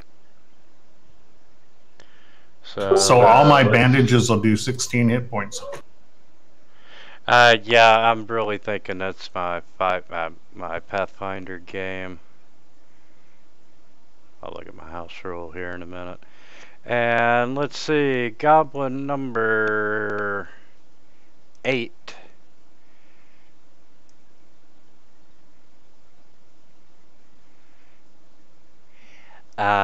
Is gonna swing a scimitar at Nothanus, which misses, and as a bonus action, we're gonna disengage.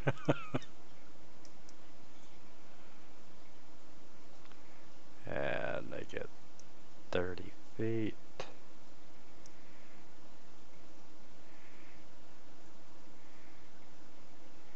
And he's gonna come up behind.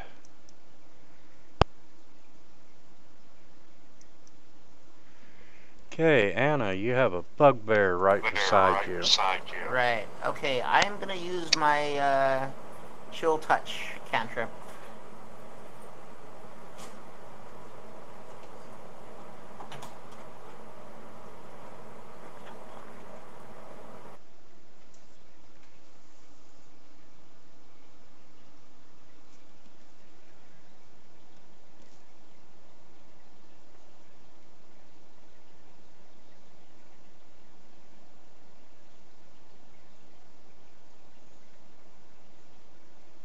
Do you get more damage at a higher level? Have you looked at it? Yeah. How do I set it to do that? You have to do it manually. Oh. I just did it for mine too.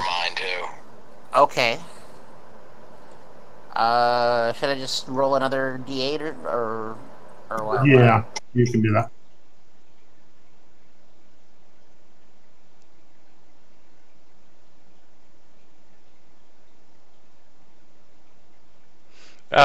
Anna, I'm gonna let you re-roll that. Just so you know, you can also just re-click the damage button again. Oh, okay. I'll just re-click the damage button then. Got a 1 anyway.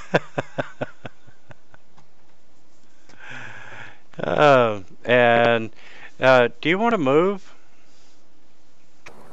If I move away from it, am I gonna get a attack of opportunity? When is he gonna be able to hit me when I leave? You're a rogue. You have cunning action. Oh, so You I can can move without disengage. Okay. In that case, I will do that. Have you put your sneak attack on anything yet? I did last time. I'm not sure exactly when I can use the sneak attack and when I can't. So. I mean, you couldn't have that time, but I just I was know. Yeah. Right. So yeah. I mean, I know I can do it when I sneak up on somebody, but other than that, I'm not sure. If another opponent is engaged. Okay. So anytime they're like flanked or whatever. If anyone is beside that enemy you attack. Ah, okay, cool.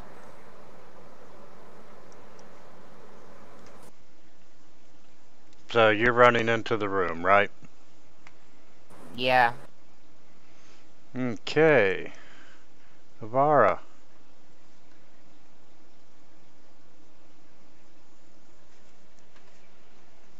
Walk up right to him.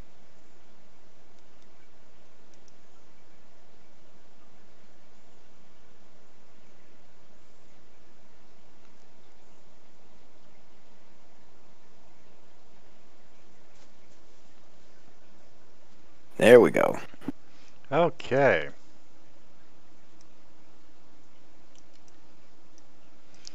And coming from down south, you see another bugbear enter the room, and we are gonna throw a javelin at Cassif.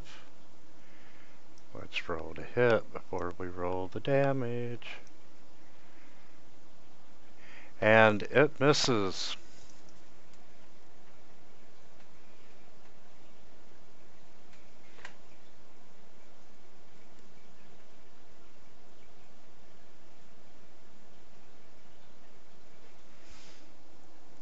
And Neil, you were up. Yeah.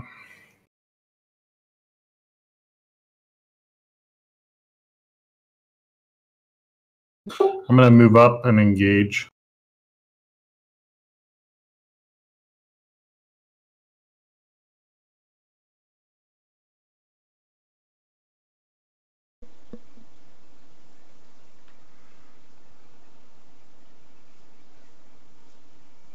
And you know what?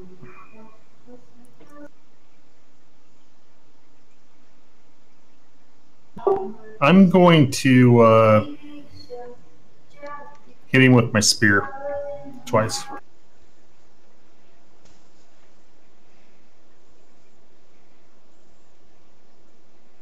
Okay. Just make sure I got it all right here.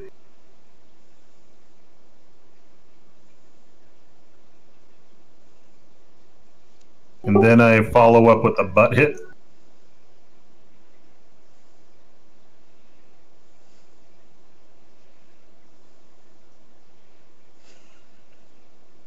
Wow.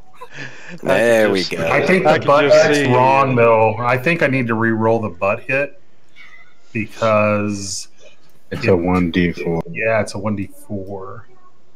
So that would have been 6 plus 3. That would have been 9 instead of 11. Yeah, that was on 25. That's only a 2-point difference, and he exceeded it by 5, so he'd still be dead. Yep.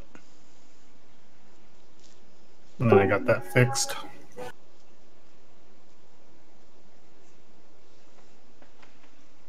So 25 is dead.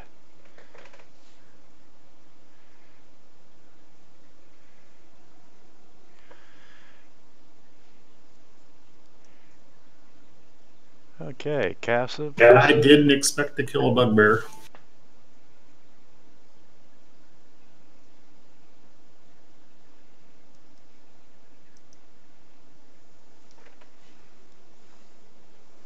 I step forwards with a shield drawn, my long sword out, and I attack Goblin.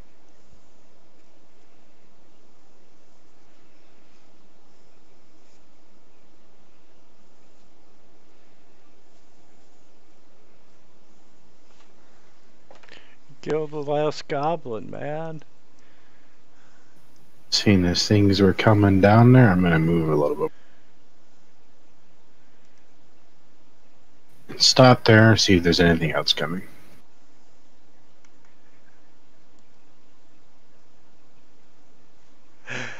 Okay, you're able to see the remainder of the hallway, and you're not seeing anything immediately coming.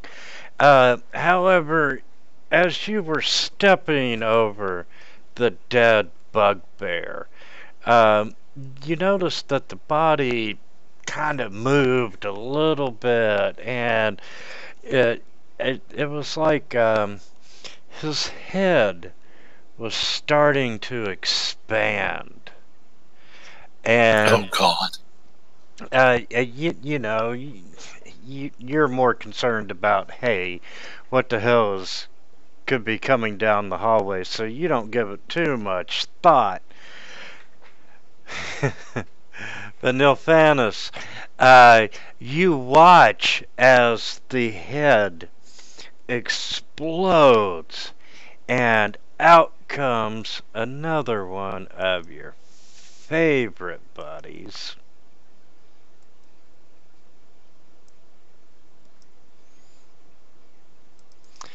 The Intellect Devourer. Do you think being able that I could see like them and the bugbear over there, I could yell out to Arvara that there's like a brain cat inside that one? Yeah, I would give you a yell to alert.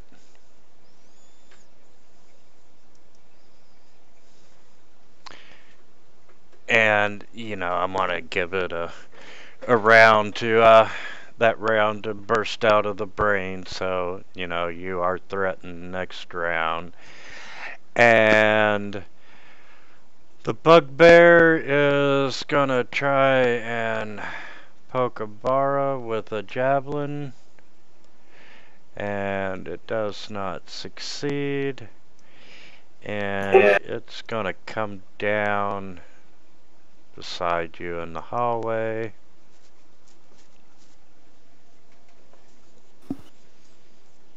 Alright, I'm gonna move right there, I guess. And where'd my character sheet go? There it is. I'm just going to pull out my little little rod and fire a nice blast, a ray of frost.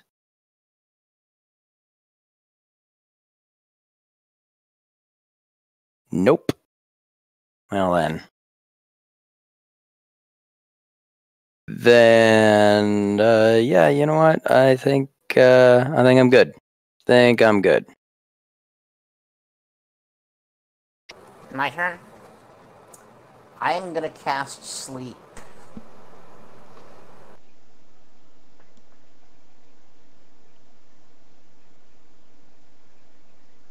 Oh Lord!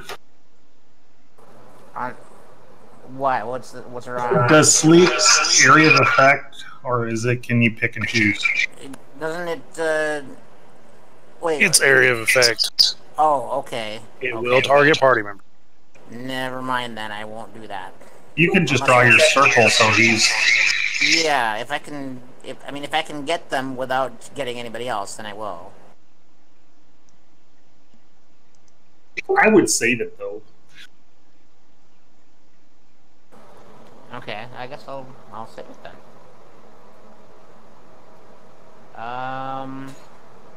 Yeah, it's 20 feet within a point that you choose, so.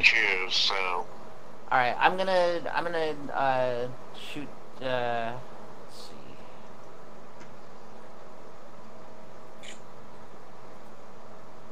Shoot this one with my crossbow, and I get the sneak attack bonus for that one, right? Yeah, if it hits. If it is, yeah.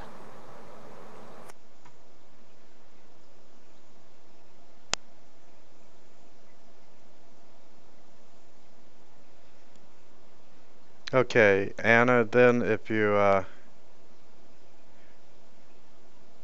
yeah, it's not in effect, so go ahead and roll your damage, and then drag your sneak attack damage over as well. Okay.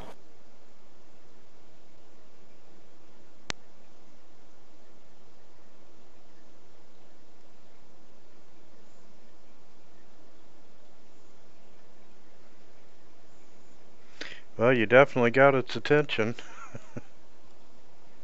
Oh, crap. And do you want to move or not? Shit. How far can I move? 30 feet, I believe. 30 feet, I believe. Yeah. So if I go there, that's... Oh, wait. I'd have to go there, and then down. I just have this weirdest experience. Alright, I'm gonna go up here and then go back towards the way we came in. Like there? One more square. That's good. Okay, Avara.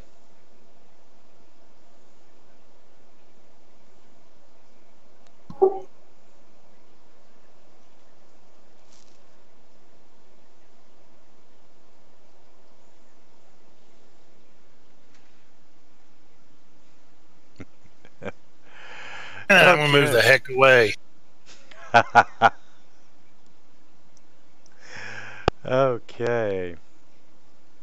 Wish I could move farther. No Fantas? Yep. I'm going to attack. Shouldn't have many more points, so if we can get rid of it this turn.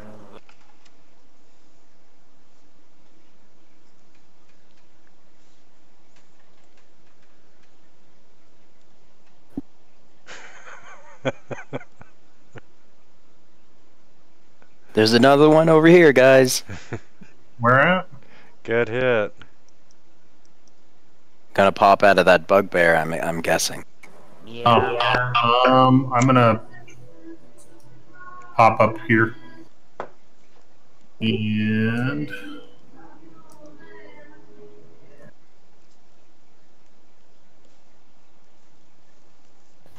Okay, does actually anything pop out of that head? Like, Not yet, It's but not dead yet. then I'm going to be staying down here, standing guard. Okay.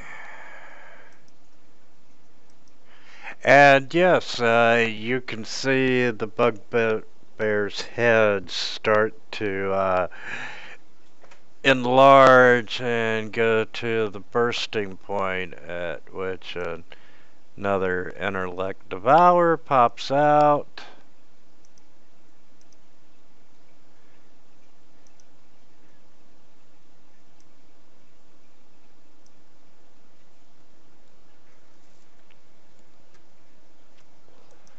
And next round you will be threatened.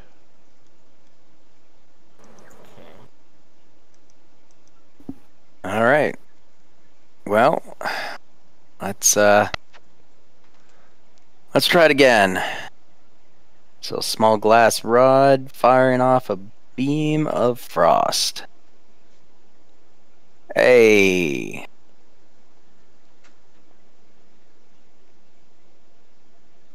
Hey. And so then I think I'll just kind of head back over here.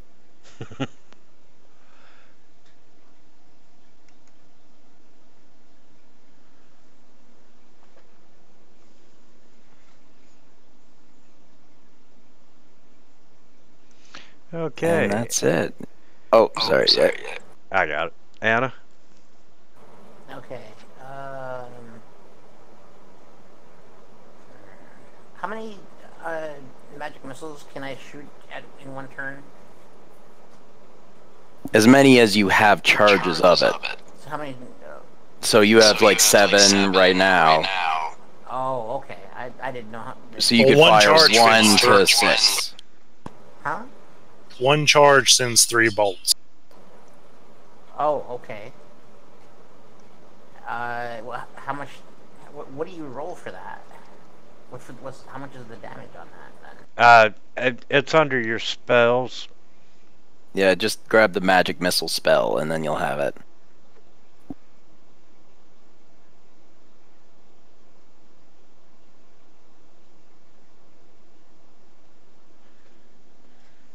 Yeah, so far we're just dealing with cannon fodder. Yeah, and he's already fairly injured too. If you have a magic range attack. Oh, okay then. I didn't know. I was thinking it was at full strength. yeah, I just hit it with like a cantrip. Okay, then I'm gonna use my I guess I'll use my crossbow. Oh wait, oh no, it doesn't. I won't have advantage, so I mean I won't have my sneak attack. So I'll use my chill touch. Why are you not using the wand? Well, they said that it wasn't that this isn't much of a threat right now, so I figured I'd save it for later. Okay. But I don't know. I could be wrong. So yeah, I'm gonna use chill touch.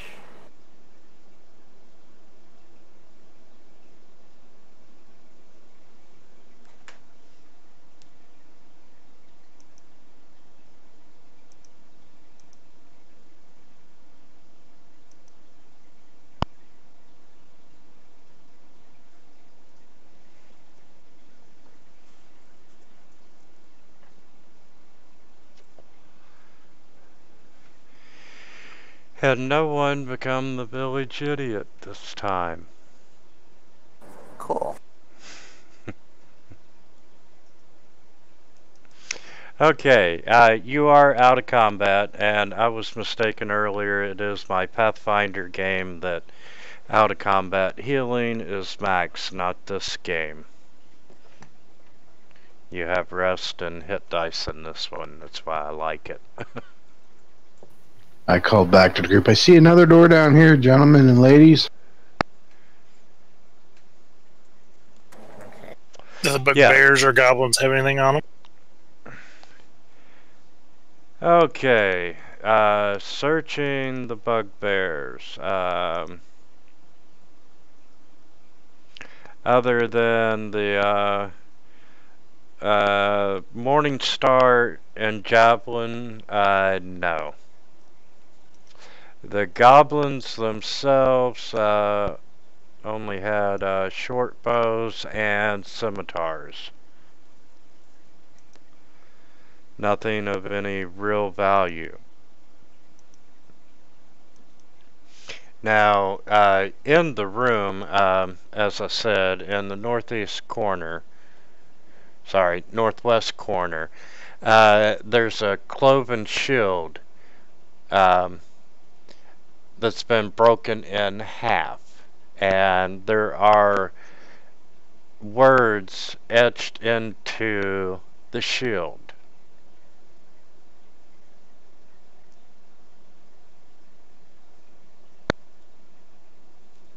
What does it say? One half in common, and the other half in oh shit.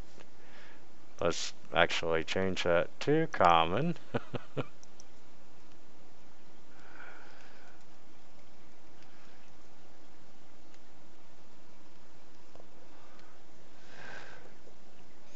And you know, you're able to figure out that, you know, if you put these two halves together, they do form one word, and it's probably the guy's family name. I'll cast mending on it. Okay, you have a mended cloven wooden shield. Alright, And- so if it's mended up, I don't know, we can just hang on to it or something. Maybe we'll find somebody up there who might want it. And looking at the skeleton that's been turned into a marionette, Oh yeah. you can see that it's been held together with moldy string. And, you know, you can tell that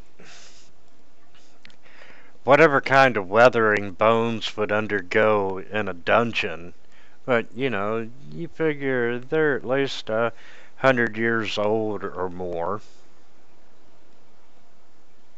I will gather them up and put them in a bag of holding so I can bury them the next time I'm up top. And give them You want a shield? This might be his shield. Yeah, I'll take the shield too. Me. Okay. I'll just let you make inventory items yourself on that one. Okay. One skeleton. And Damon, after you do that, you know, you pick her out in the corner. I'm sorry, Cassive. It's gonna be a little difficult getting used to that. Looking around the corner, you can see a much larger room, and it appears that there's remains of a shattered statue laying in the middle of the room. And it looks like the bugbears may have been trying to put the statue back together. I mean, you can see a foot and a half of the base has been rebuilt. And you know, just quickly looking at it, there seems to be about 17 fist-sized pieces of this black stone that made up the statue. Interesting. That's in the big room. That's in the big room.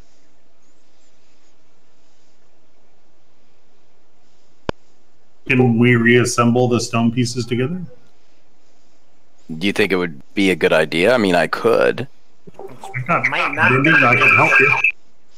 Remember, these intellect devourers were the ones that wanted to rebuild it, so... Yeah, like, I mean, who knows? It might be like one of their gods or their things that'll hurt us. Can we make out what it'll make if they put together? Let me get intelligence investigation checks, please.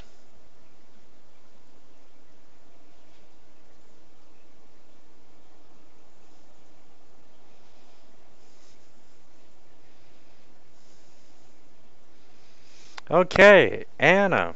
We'll slide you down into the room. Looking at it, you can figure out that once it's been put together, it would make up 3 male human warriors standing together on the stone mound, and they're all facing outwards and clutching spears. I'm sorry, swords. What kind of material is it made of? It's just this black rock. Does that sound like one of those figurines of wondrous power? I think this is a little big. It's like a statue. Okay.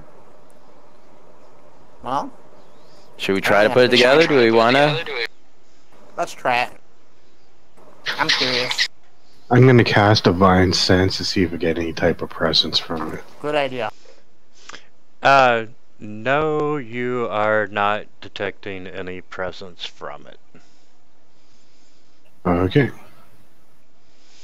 And, you know, after, 5-10 minutes, you're able to rebuild it, and it is indeed 3 human warriors standing on the stone mound, facing outwards with their swords.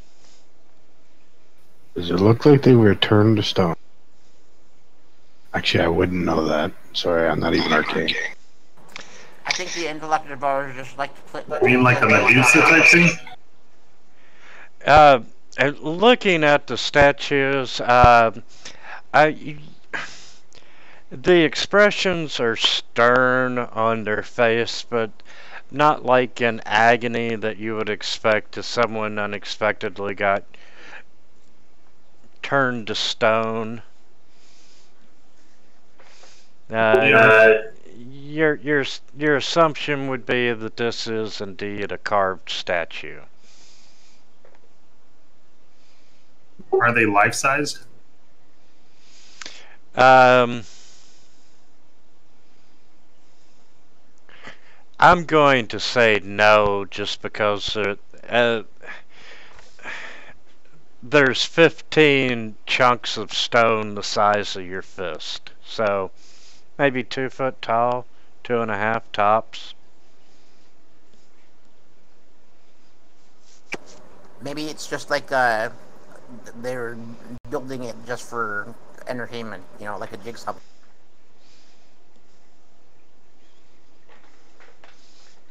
Something to keep the bugbears occupied. Keep the mind of the intellect devourer fresh. Who knows? We've got another door over here, guys. Let's go.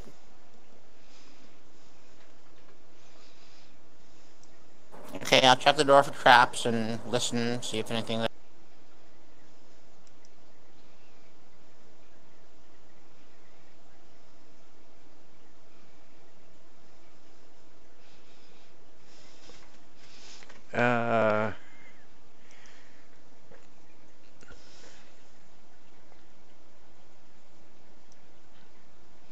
Okay, you are hearing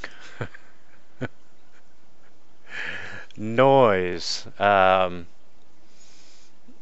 come from the other side of the door. You're having a hard time making out words, but you are once again detecting that goblin dialect. But you're not seeing any traps. The door is not locked.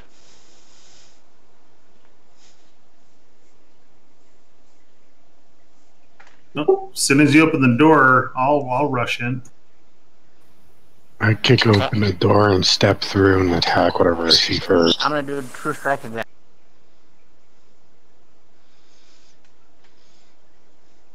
Okay, let's make those initiative rolls. Third one for initiative tonight.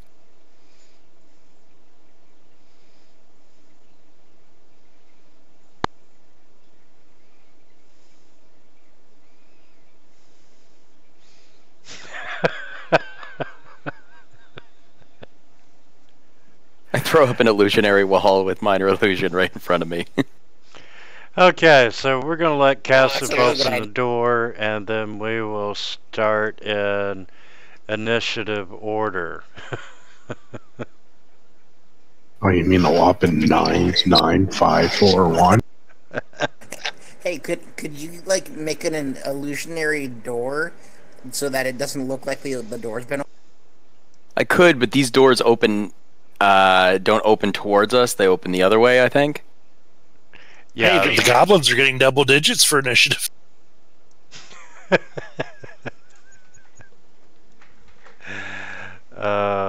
this is going to be fun. And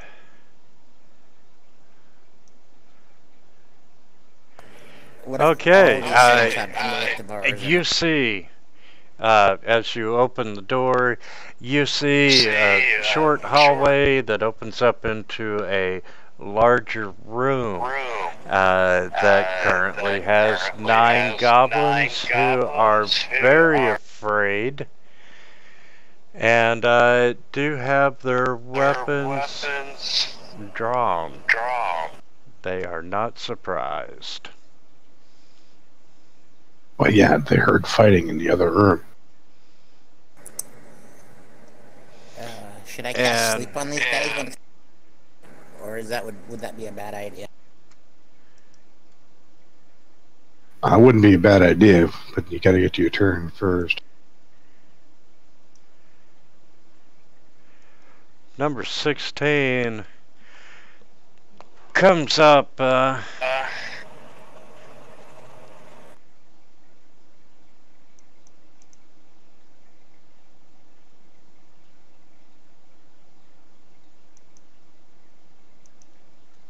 And you see that he has a scimitar out.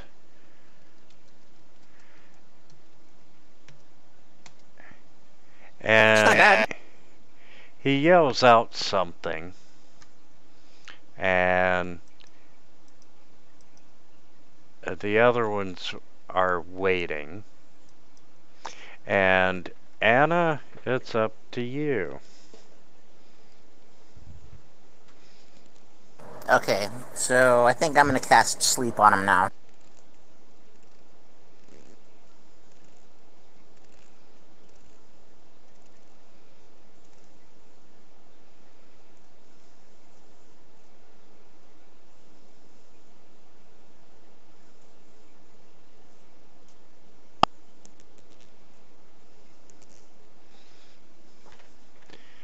Okay, and that'll get everyone in the room.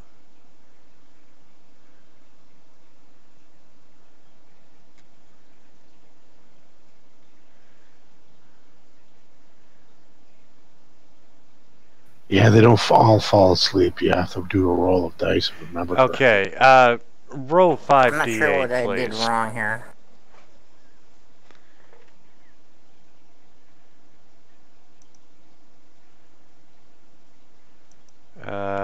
Yeah, sleep's not. First of all, roll 5d8. Can you guys still? Yeah, roll 5d8. Can you guys hear? Yeah, we can hear you. Okay. I was trying to cast sleep on the goblins, but I don't know if I'm not sure what I did wrong. I think I did something wrong. Well, you need to roll 5d8, and then depending on how much you roll, that's how many hit points worth of creatures fall asleep. Okay.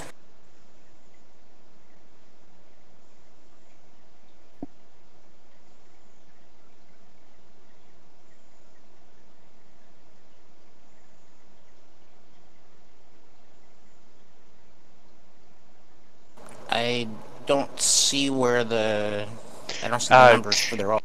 Yeah, go down to your dice and right click on the D8.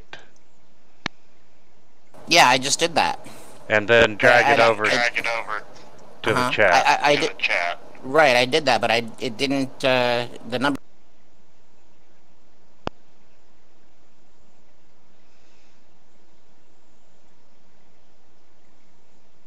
That'll work as well, so roll it 4 more times.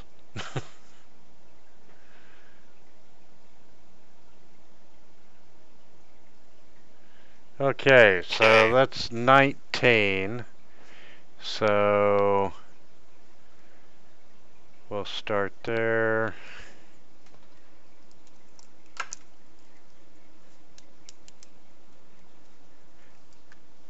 And number 2 is first.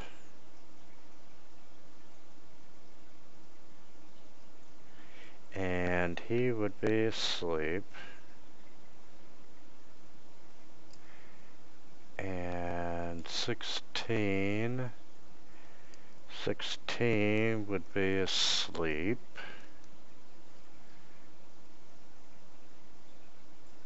And number 6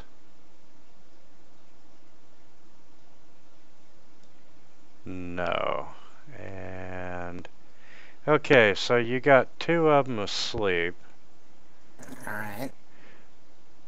Which is 2 and 16. So you got the first 2.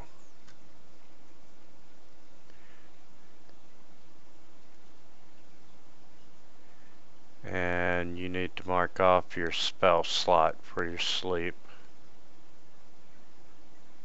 Okay. Yeah, that's not a cantrip. Okay, do you want to make a move? No, I'll stay where I am. Okay, Casa, what do you want? Considering when we ran into the group in the first room and Nymphileus, I seem to understand what they were somewhat saying. I'll turn to him. What did that guy just say?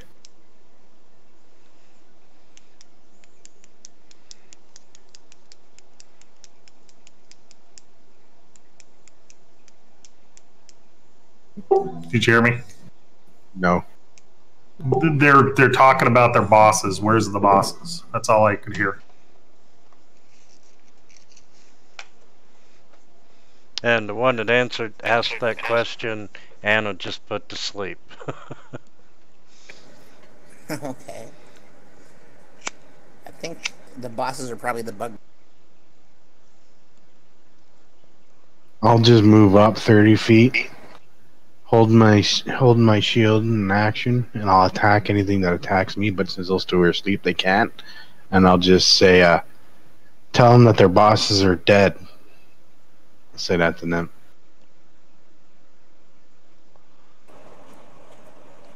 Okay. And I'll only retaliate if someone hits me. So I'll hold my action to attack. If someone attacks me, I'll attack them back. Otherwise, I won't do it. Actually, I'll restate that. If someone actually does damage to me, I'll attack them back. Got it. And Goblin 2 is unconscious. Goblin 6.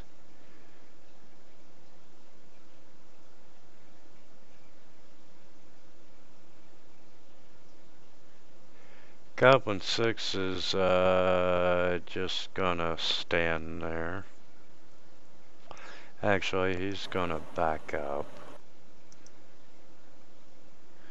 Goblin 5 isn't gonna move. And Galador, you're up. Okay, so if I was using like a spell, like an AoE spell damage effect, would I make the circle first and then drop the dice on it, or do I have to, like, you know, to get them to all make their saves? Do I have to put them on individually? You can target multiple. Yeah, the circle's just when you draw the circle, just to show what would actually fit within the range, but you still have to target every one of them. Oh, okay. That fits within the circle, then you would roll the. So I can target them all at the same time, though? Yes, Yeah. you can. If they are within the range of the spell, yes. Yeah, I can Depending on hit 5 with the spell. So is there just a macro to do it, like control click or something on each of them?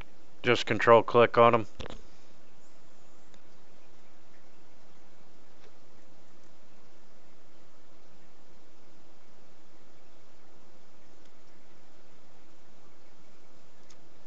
I think I missed a bunch of stuff. My speaker was muted.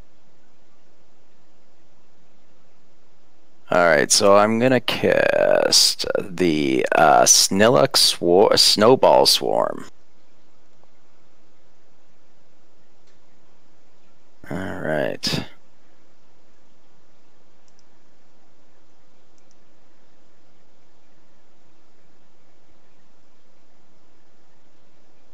Were you moving where you could see him first?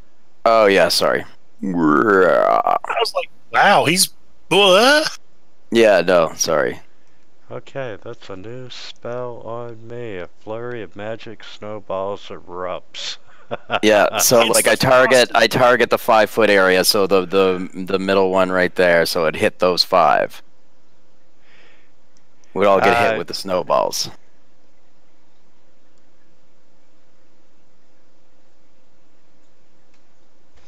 Okay, yeah.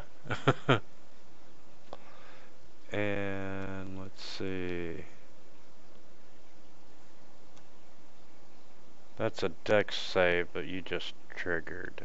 Yeah, the dex save I just dropped. Did it hit them all, or did it only hit that first guy? Did you drag and drop it? Oh wait, there we go. Yeah, that's it.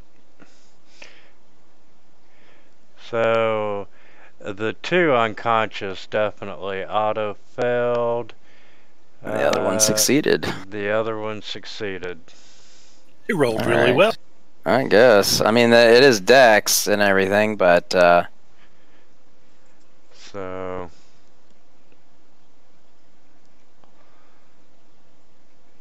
boom. Even the ones that succeeded.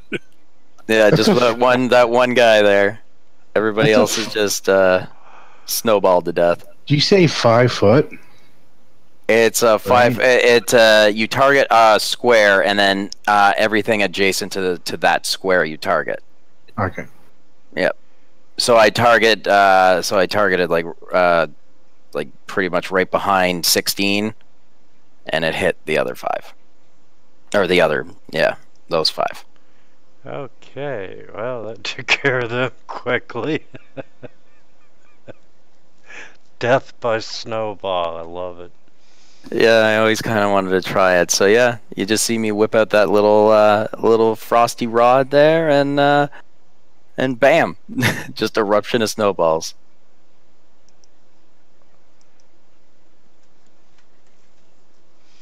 Okay, Goblin 12 is alive, and yeah, he's just had it, so he's going to run over, and there goes the scimitar, and that's a hit.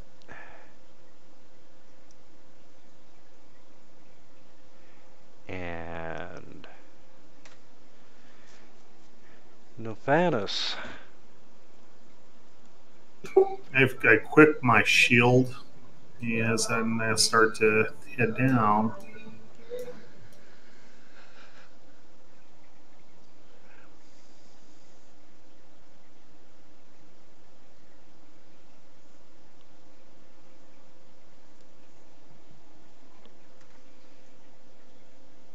Is 16 laying prone?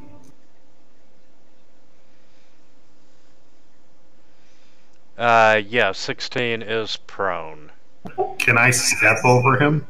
16's sure can. dead. 16's dead too, so. Yeah.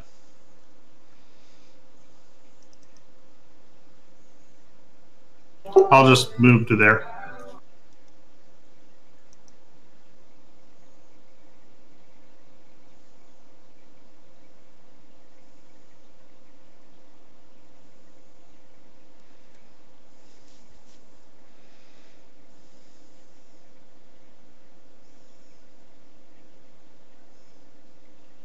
You're standing on like an exploded snowman right now.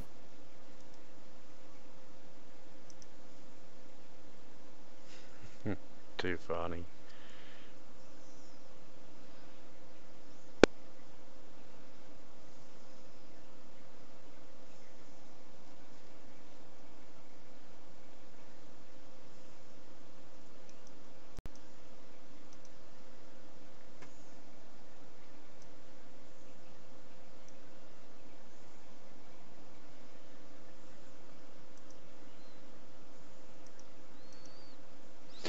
Okay.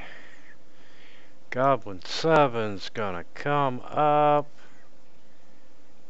As soon as he enters into my attack range, I'm going to take my reaction to hit him with my polearm.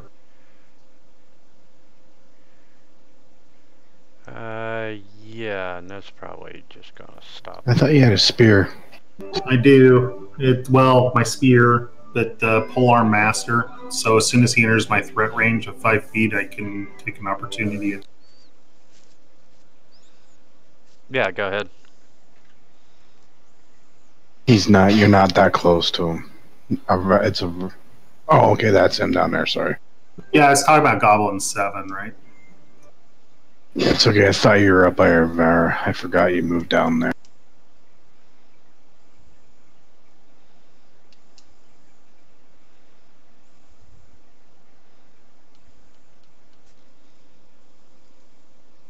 Are you? And, you know, that kinda stopped him mid-track, so he's gonna swing his scimitar at you. And it's a miss. Goblin 1.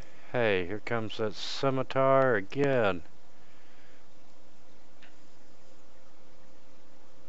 And he's unconscious, so that definitely missed. He's dead. Number 8 is alive. And gonna run up. And swing that scimitar.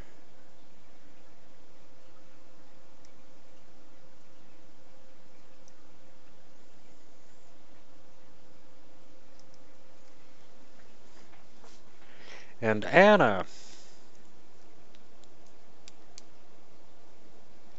Alright, let's see. I guess I'll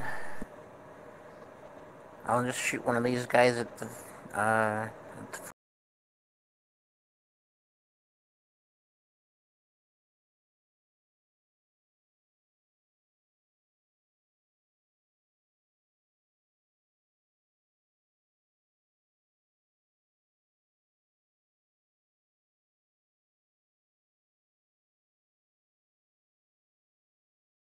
Oh wait, I was supposed to have sneak attack, right?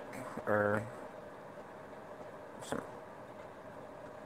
Doesn't it normally roll? Oh, never mind. You can roll damage and your sneak attack damage.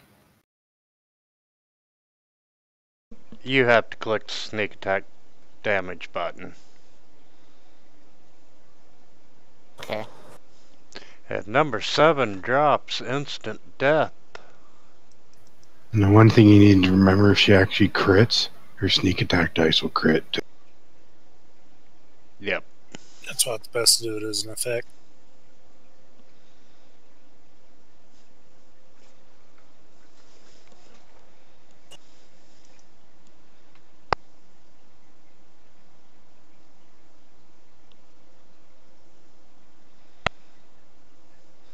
Okay. And Cassive. Well, I turn around, look at the group. Well, these guys weren't aggressive. They didn't attack us first. They seemed to want to say something. I use my action to disengage and walk. After you kill half of them. I didn't hit any of them. They're vile creatures.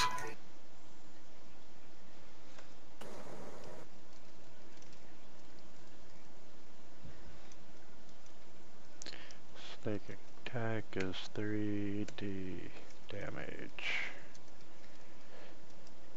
3d6.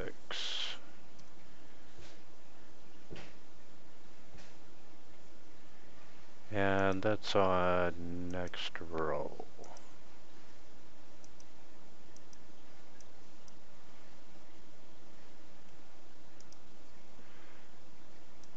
Okay, Goblin 5 is alive. Gonna move up. Swing that scimitar. And that's a hit.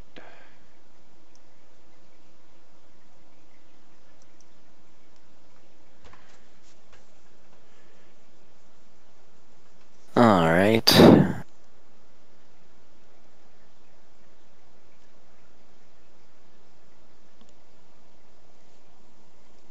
I'm gonna just blast this guy.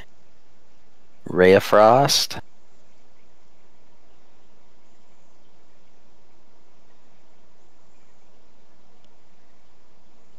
Still alive.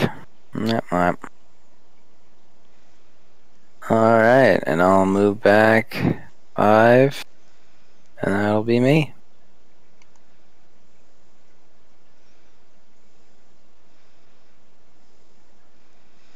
Okay. Yeah. Safety in numbers. 12's gonna turn and go after Nilphanus. And that's a miss. He's gonna move over.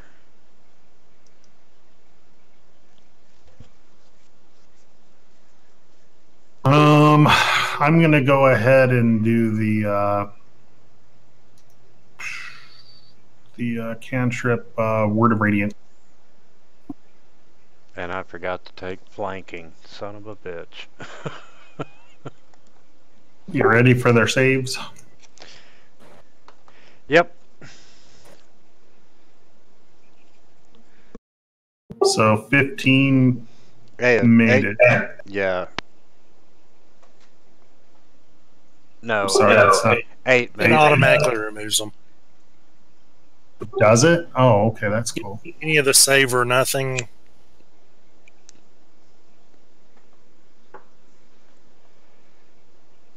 Okay, very cool. Yeah, I really think I'm going back to that combat enhancer plug-in for saves. Then I'll move to there.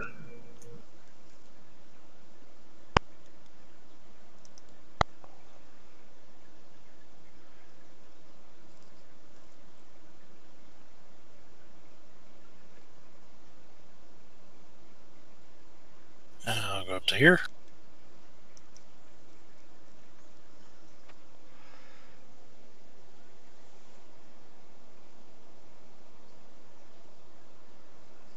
Nope. Is that the 4th or 5th one I've rolled in? There's been a bunch.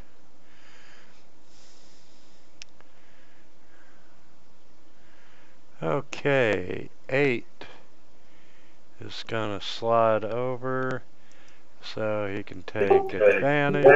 That guy's dead on the other side. That's dead. Ah, shit. 12 is gone. In that case, we're gonna play Ring Around the Rosie, take the advantage. I'm going to go ahead and... no, go ahead. Yeah, you would have got an attack when he withdrew.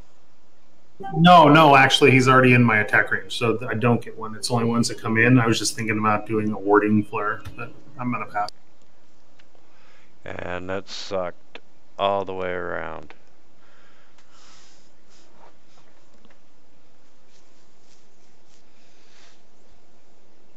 Alright, let's see.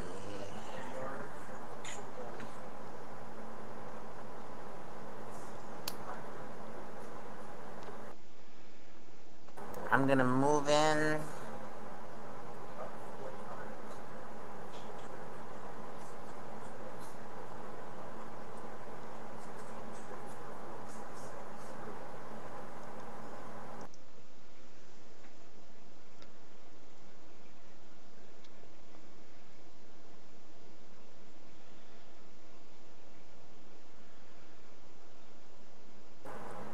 And I'll use my,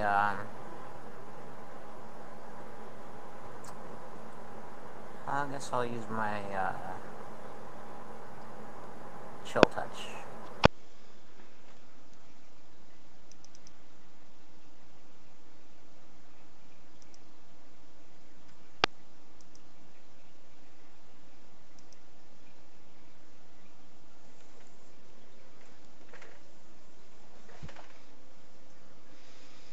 Alright, that took care of goblin number 5. Can we save one of them for...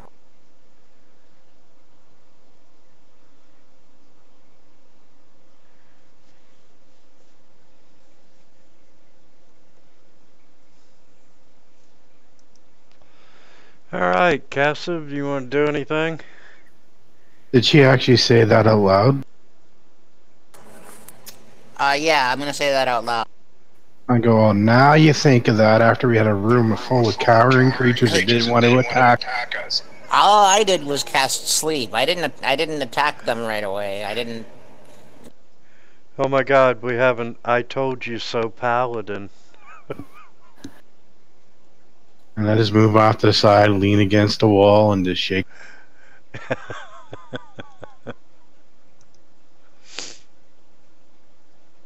Alright. I'll move forward.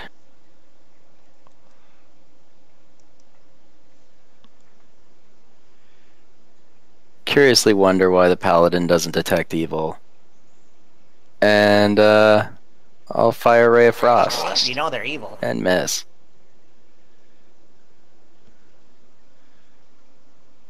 And, yeah.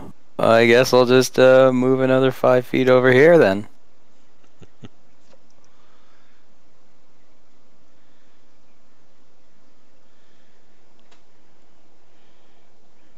I'm going to stab him. Kill him. Here comes first.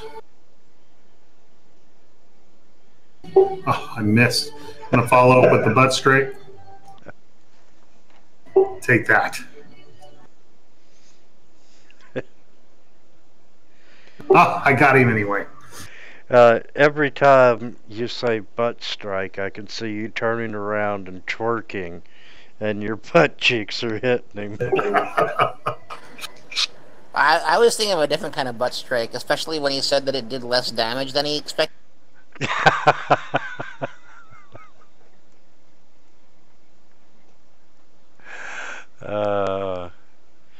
Okay, that one falls to the ground. And looking around, you can see that this is where you can see some blankets on the floor. This is, you know, like the goblin sleeping area.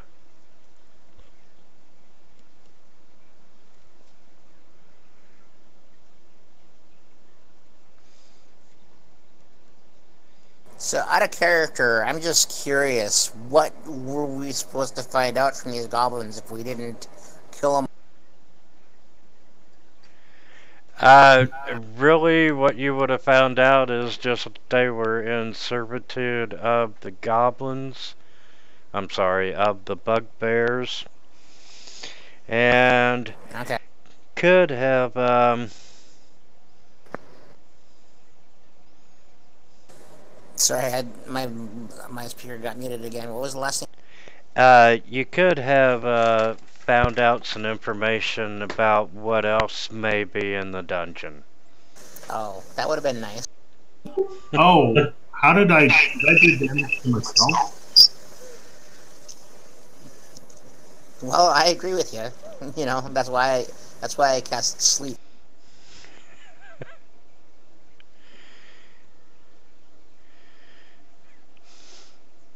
So, yeah, there's nothing of any value unless you want the blankets, and I'm going to award experience points for the past 3 encounters.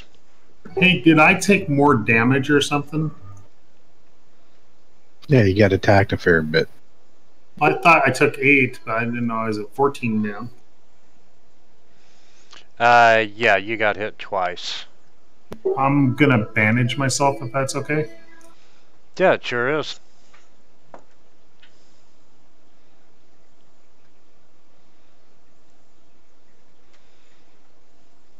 Aha!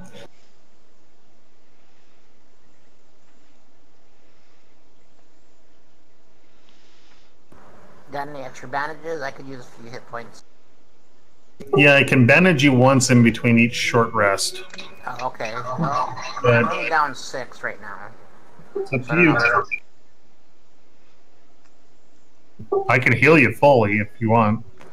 No, it's fine. I still have plenty of hit points. I just didn't know like how. Okay. And honestly, this is a great spot to end tonight. Okay. All I have a right. feeling this place is huge. It goes to This level place- 20. This This place is huge. is massive. Every level is massive. So we're And, going like- to clear one level at a time? Well, one corner it seems like. Look, there's 2 more directions we haven't even been on this level. And we're not sure how far it branches out from here. Yeah, we Okay.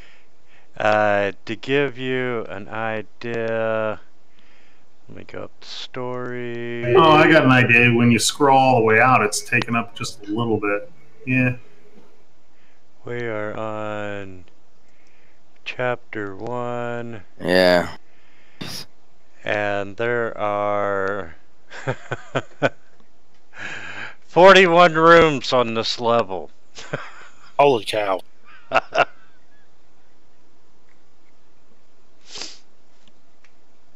And yeah, I mean, every level is this way, but at certain passageways are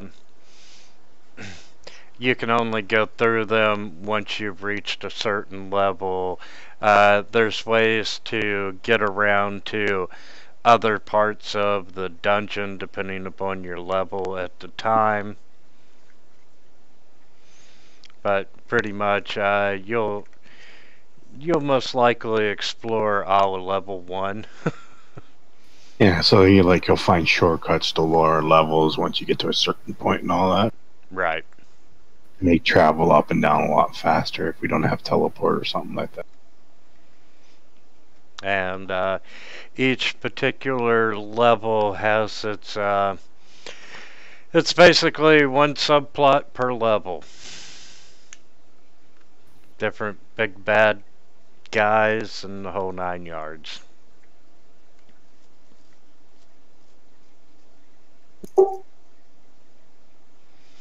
So, same time next week? Yep. Yep. All right, enjoyed it. Hope everyone has a fantastic weekend or week. About Bry, are we fine with 5 players? It's okay with me. I'm good with it. Leave But him that with a way- stick till he comes back. Yeah, if his schedule permits, he's welcome to rejoin, and so we'll just play it by ear. All right. Good All night, right. everyone. Later. See you next week. See ya. Have a great evening. Hi, guys.